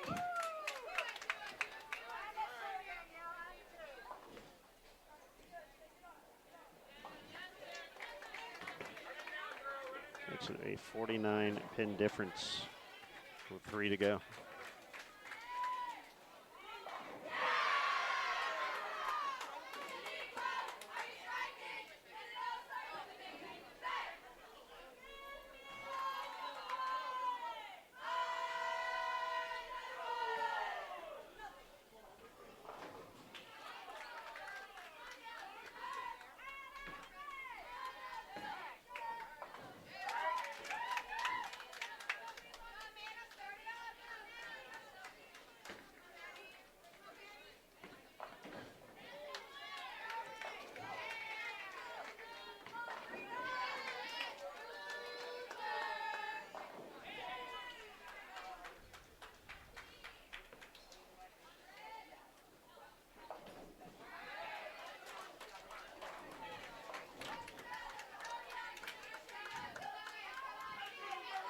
First sign of slowing down here in game 2 for Robert Morris, Illinois, but they have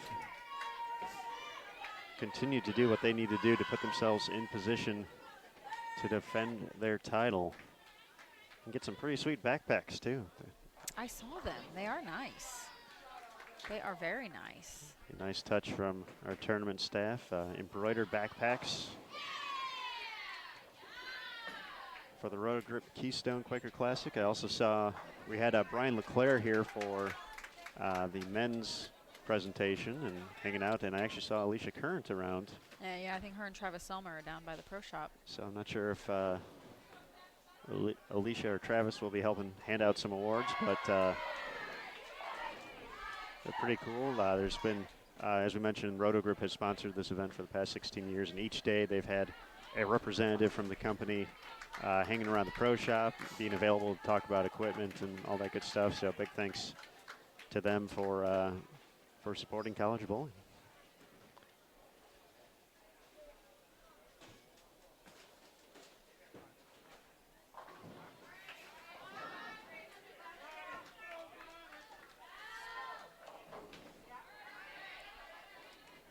Okay, so we are halfway through game number 2 right now.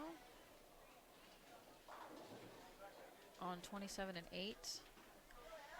Robert Morris not thinking that this pair is that tough, apparently. For everyone else that had bowled on it, that struggled a little bit. No, they've been steady for sure. Let's see if she can spare up this. What is it, the front of the bucket, the 245? Yes. Oh no, the 1-2. 129. 129. When she let it go, she turned around really quickly. I happened to see her, and you could tell she didn't like it. So I assumed it was either left off her hand or really right off of her hand, just with the way she, let go of it. I assumed it was going to be like a 3 count with the way she looked, but, got 7 out of it and on an open, so it's not like it's terrible, but we'll see if she can convert it and move on to the next frame.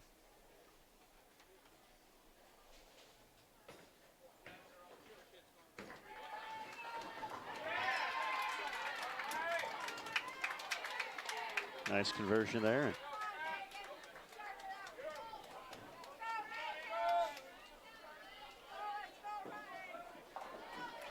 Spare for Indiana Tech, but just the 1 strike so far after the 2 early splits. Pikeville filling frames. We're 49 back to start this game with 2nd place. And think about Pikeville. Pikeville's a team that comes to these events and you expect them to be in contention for the title each and every time. And, I'm sure some disappointment to essentially enter the day, 300 plus back of the lead. But, they're able to finish this run they've been on, take 2nd place. That's those are big power points. Big for power points, and they're not a team that really needs them. They bowl enough events to where they collect plenty because they have a conference schedule that they compete in as well.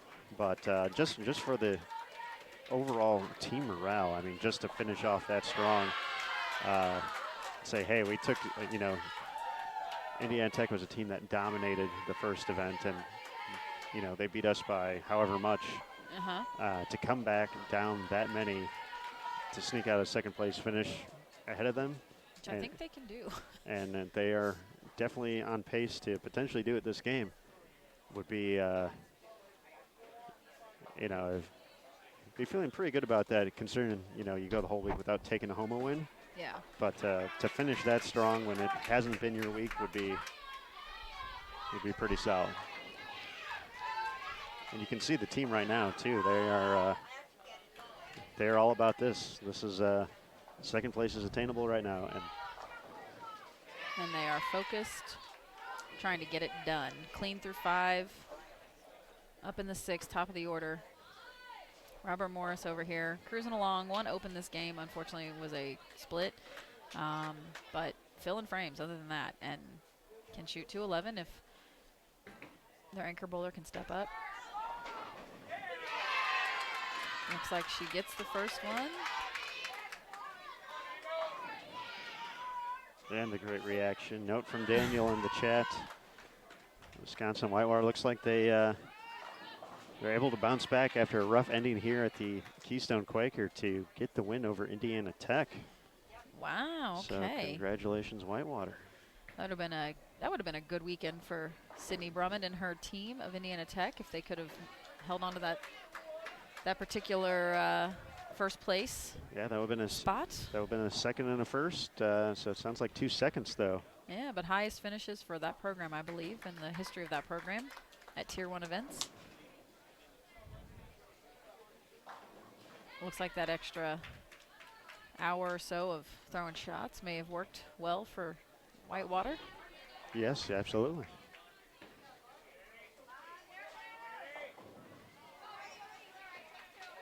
And looks like gonna finish with 2-0 on the nose if she gets 2.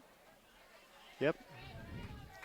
For Robert Morris, which, I mean, still, take it. Yeah. You don't really have a lot to worry about right now with Indiana Tech because they are not performing to what we've seen them do this entire week. Well, 3 days. It feels like a week of competition. So.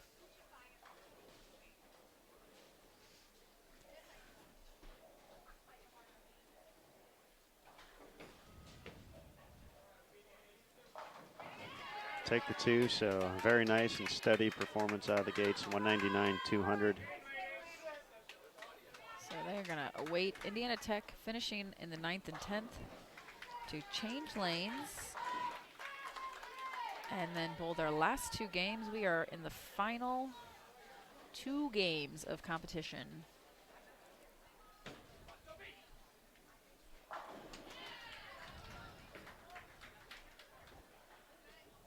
Pikeville, unfortunately, opening in the 6th. I gotta stop saying they're clean through this many frames because every time I do, somebody splits.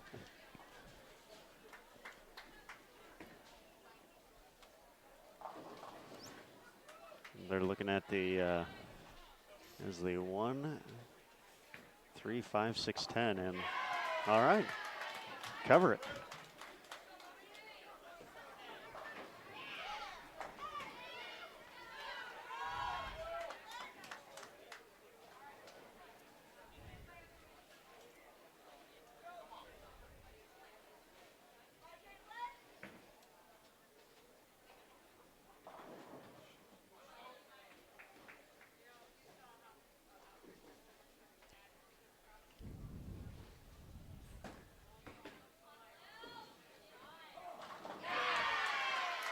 Okay, strike there in the 8th for Pikeville. This is not looking promising right now for Indiana Tech, who shoots 153. So they're at 346. Pikeville now, even if the game ended right now, they'd be at 361. And they still have 2 frames to bowl. So Indiana Tech's, I mean, they need to be focused, obviously, but they have to be, their coach has to know what's going on. So need to have some words of encouragement or something to get his team focused and striking. And 4-6-7 though for Pikeville in the 9th frame. Still going to give them enough to almost erase the rest of that deficit. What is it, 44 pins? There's 49 heading into this game, so Okay. with 153 they're already gaining.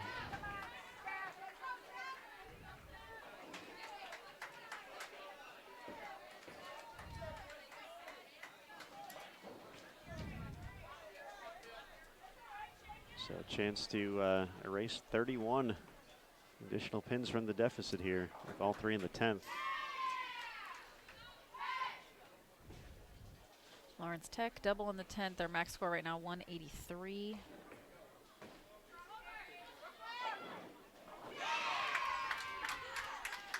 Robert Morris still connecting. Double to start the game. Game number 3. Game number 19 overall.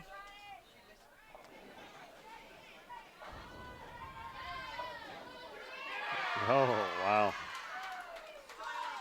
And the momentum's going your way. It's going your way, and that was a through the nose, 6-pin left standing, pin across the deck. Takes it out. Special. All right. I don't think she planned it like that, but she will gladly take it. And Robert Morris.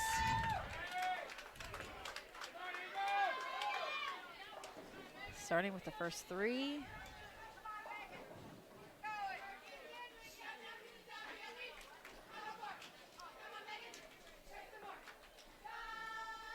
William Patterson won the men's division here in 2019, and we're getting closer to Robert Morris, Illinois, taking home the women's title at the Keystone Quaker Classic. What would be a title defense. Back-to-back wins for the Eagles. 181, game number 2 for Lawrence Tech. While Robert Morris strikes again.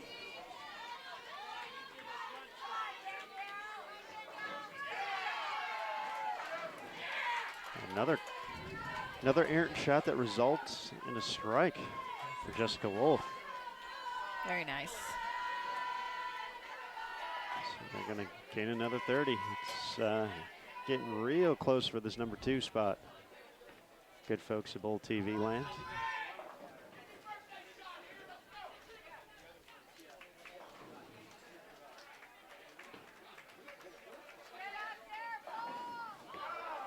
And a 9-pin ends the run here in game 3 of the position round for RMU.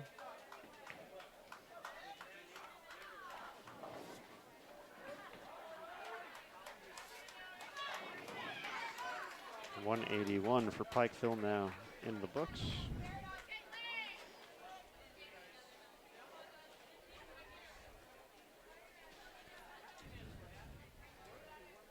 So they're at 406. Which means they've made up 60 pins, so now down 21 pins to Indiana Tech. 2 games to go.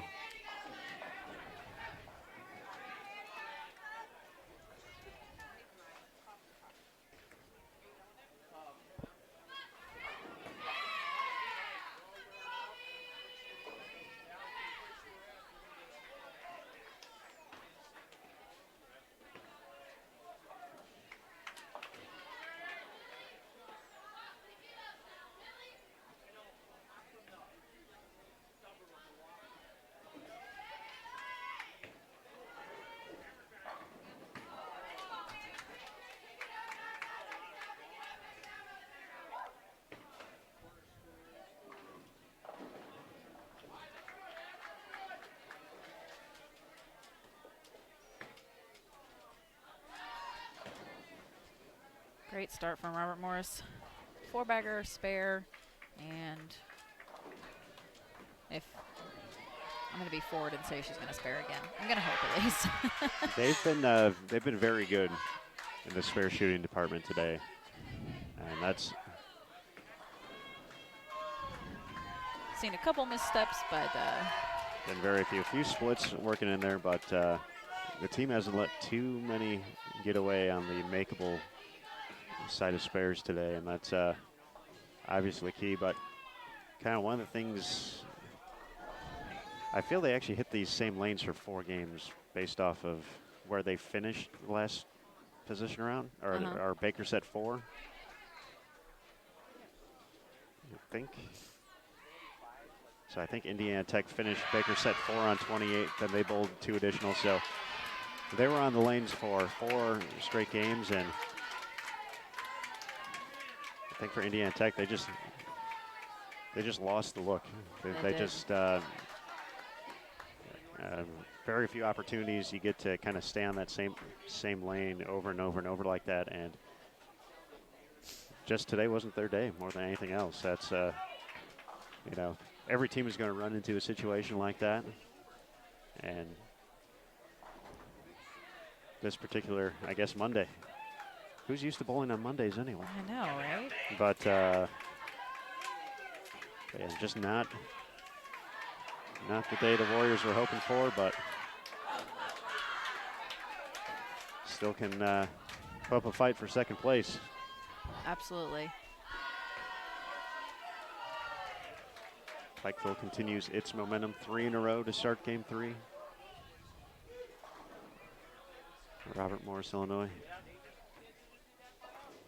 And based on this, I think they might overtake Indiana Tech in this 3rd game, and then it's going to be down to final game to determine your 2, 3, and 4 spots, because Robert Morris is locked up first place at this point. Yes, it is a nice long victory lap. Yes.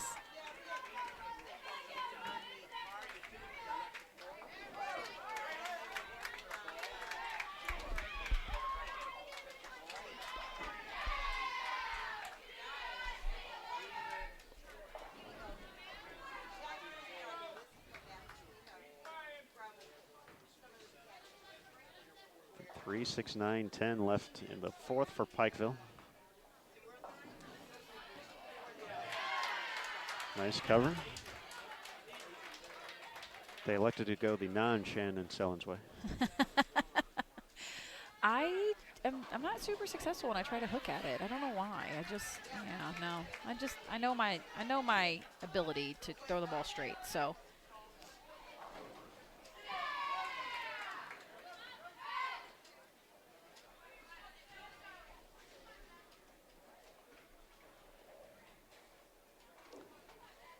So Shannon, a pretty unique opportunity this week. You got to follow the women at both events, the Lehigh Valley Collegiate Classic, and now as we finish up the Keystone Quaker Classic. Just obviously a little bit smaller field, so you got to see these bowlers quite a bit. So now that two different events, two patterns, the same kind of tournament format essentially, but kind of from these teams that were competitive in both events, just kind of rank them a little bit. Who's impressed you the most this week?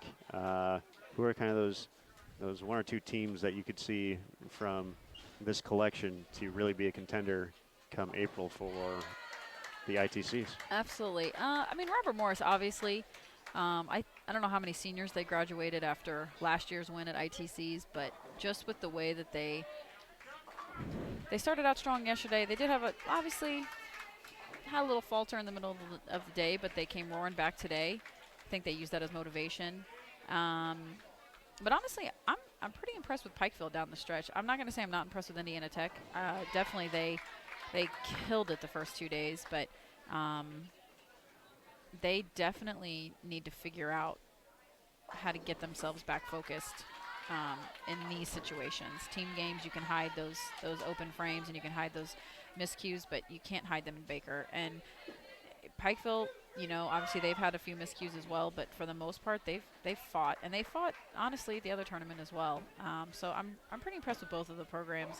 I also think there's a lot of community colleges that have some, one or two players here and there that these schools should definitely be looking at to try and recruit into their programs for their last 2 years of eligibility, because there's definitely some girls that throw it well that I think can only get better with good coaching and physical game, mental game, everything. So.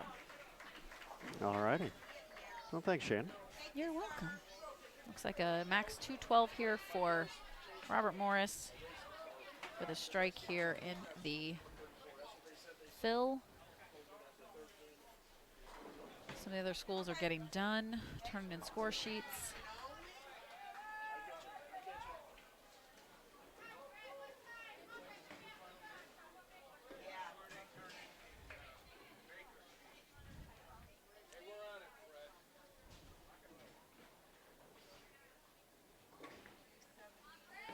Miscue in the sixth frame from Pikeville, but strike to bounce back in the seventh. Essentially, these teams even at the moment. Indiana Tech and Pikeville. 209 for Robert Morris. Puts them at 8 over for the first 3 games. We'll see if they can finish plus. They've really been one of the only schools that's gone plus in the Baker. Yeah, it's Pikeville did once, but Pikeville had one big block, but yeah, RMU's been the dominant, complete team in the Baker format today. Which is going to be good for them. Obviously, as we mentioned, that Nationals is all Baker.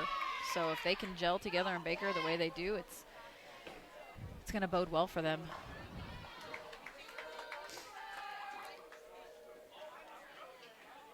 .202 max score here for Indiana Tech.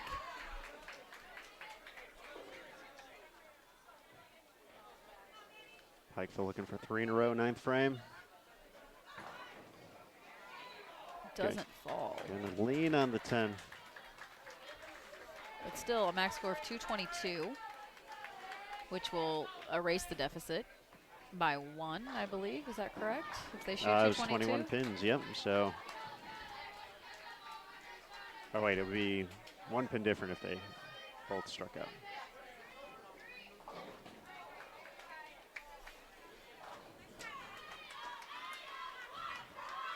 First carry delivers the first strike in the 10th.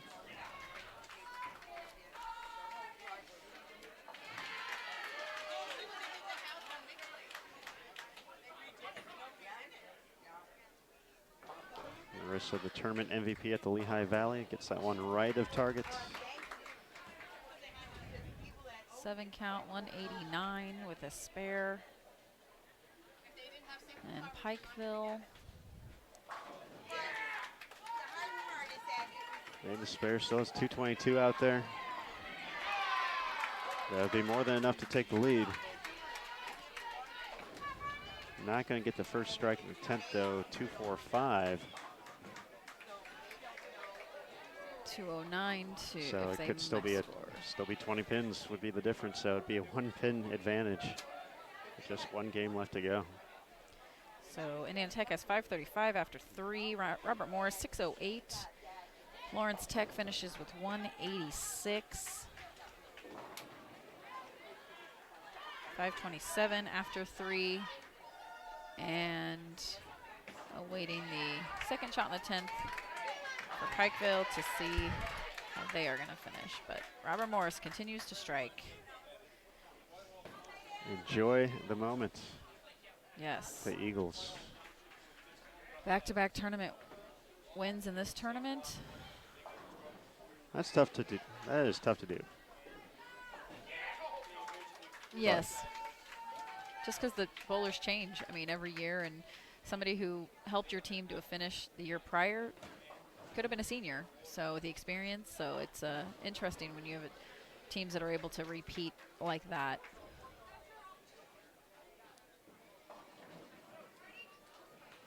Also speaks highly of the coaches as well.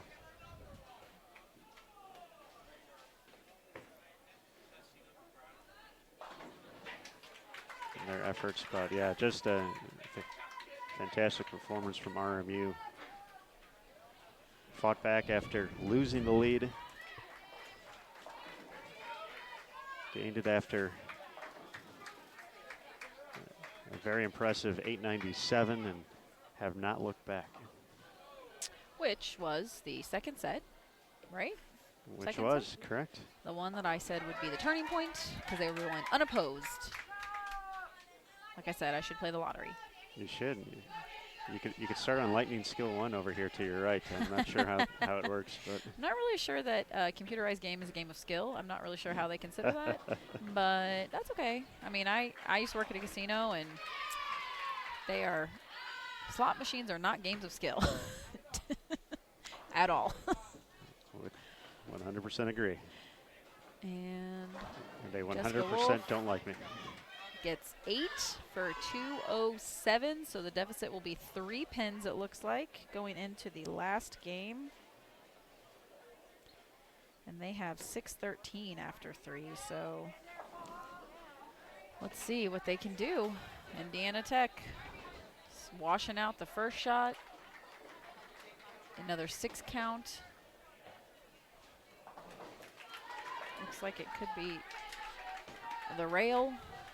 Or what did you call it? What did you call it yesterday? The 1-2-4? Or maybe that was Daniel. I think that was Daniel. I call it the rail. He called it something else. I'm not really sure what it was. Maybe the fence? A fence, maybe? I don't know. I could see Daniel saying that. And getting 1 on that is never a good thing. Yes, and once again, back-to-back opens to start. We've seen this sneak up on Indiana Tech a few times today, just ending up in a bit of a deficit from the get-go. They were up 3. So essentially with this mark, Pikeville is going to move into second place. Great shot there from, is that Brianna Marquis? I think it was. Yes. Brittany Kinney stepping up now in the 4th.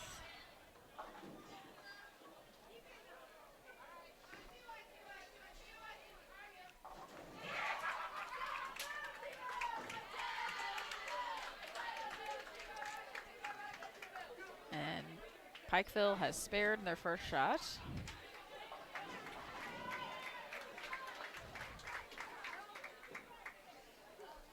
Unable to double after the 9-pin in the 4th.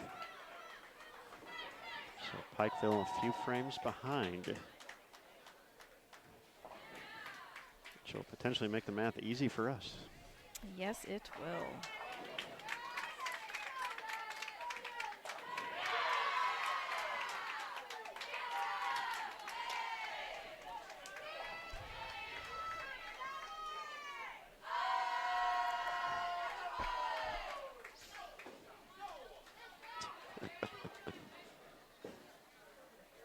Pikeville definitely has the momentum.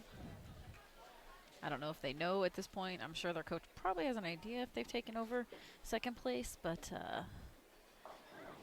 definitely just have to keep pushing. Can't let that interfere. Have to make good shots and check it at the end. Has a big double there. What's the subtle way to do that if you're a coach to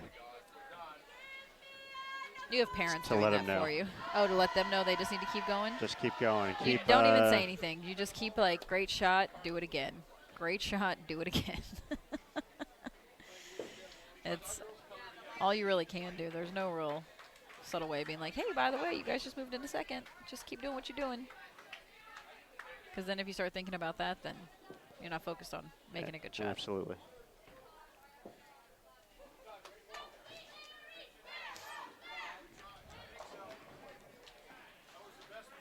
Eric, thank you for the note there. And yes, I'm glad you're enjoying it. We're definitely enjoying bringing you the coverage here of this great collegiate finish as we see who's going to take second place in this Tier 1 event. Robert Morris, Illinois.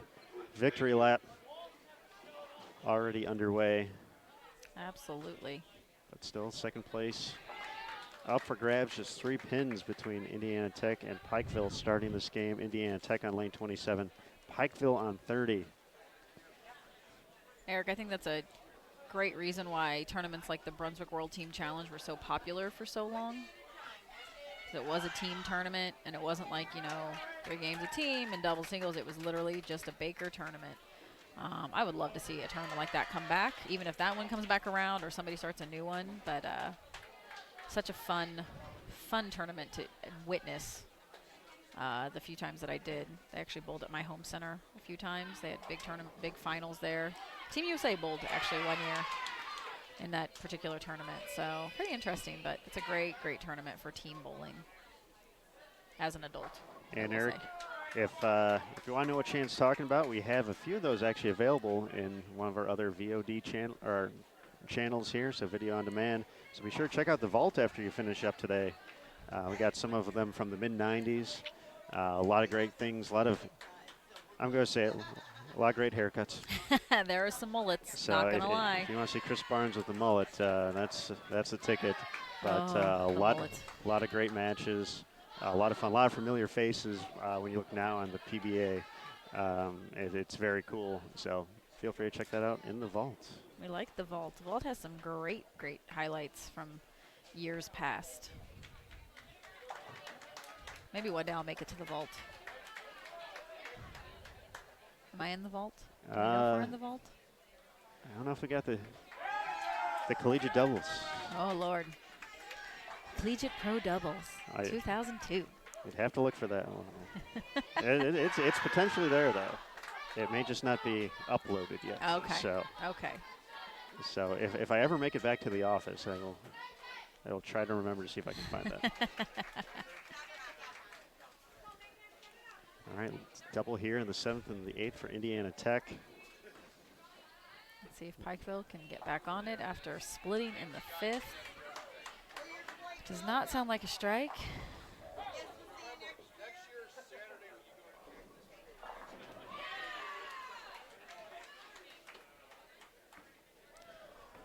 Well, There's you Kinney. are quite welcome, Eric. All right.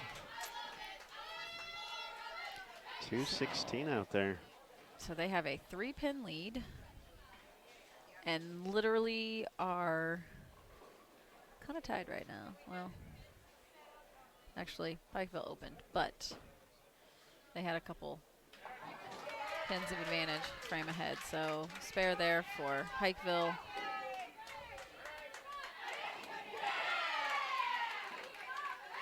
So max score right now, 236 for Pikeville if they strike out. Max score for Indiana is now 195 after getting 9 their first shot in the 10th. And that messenger scooted across.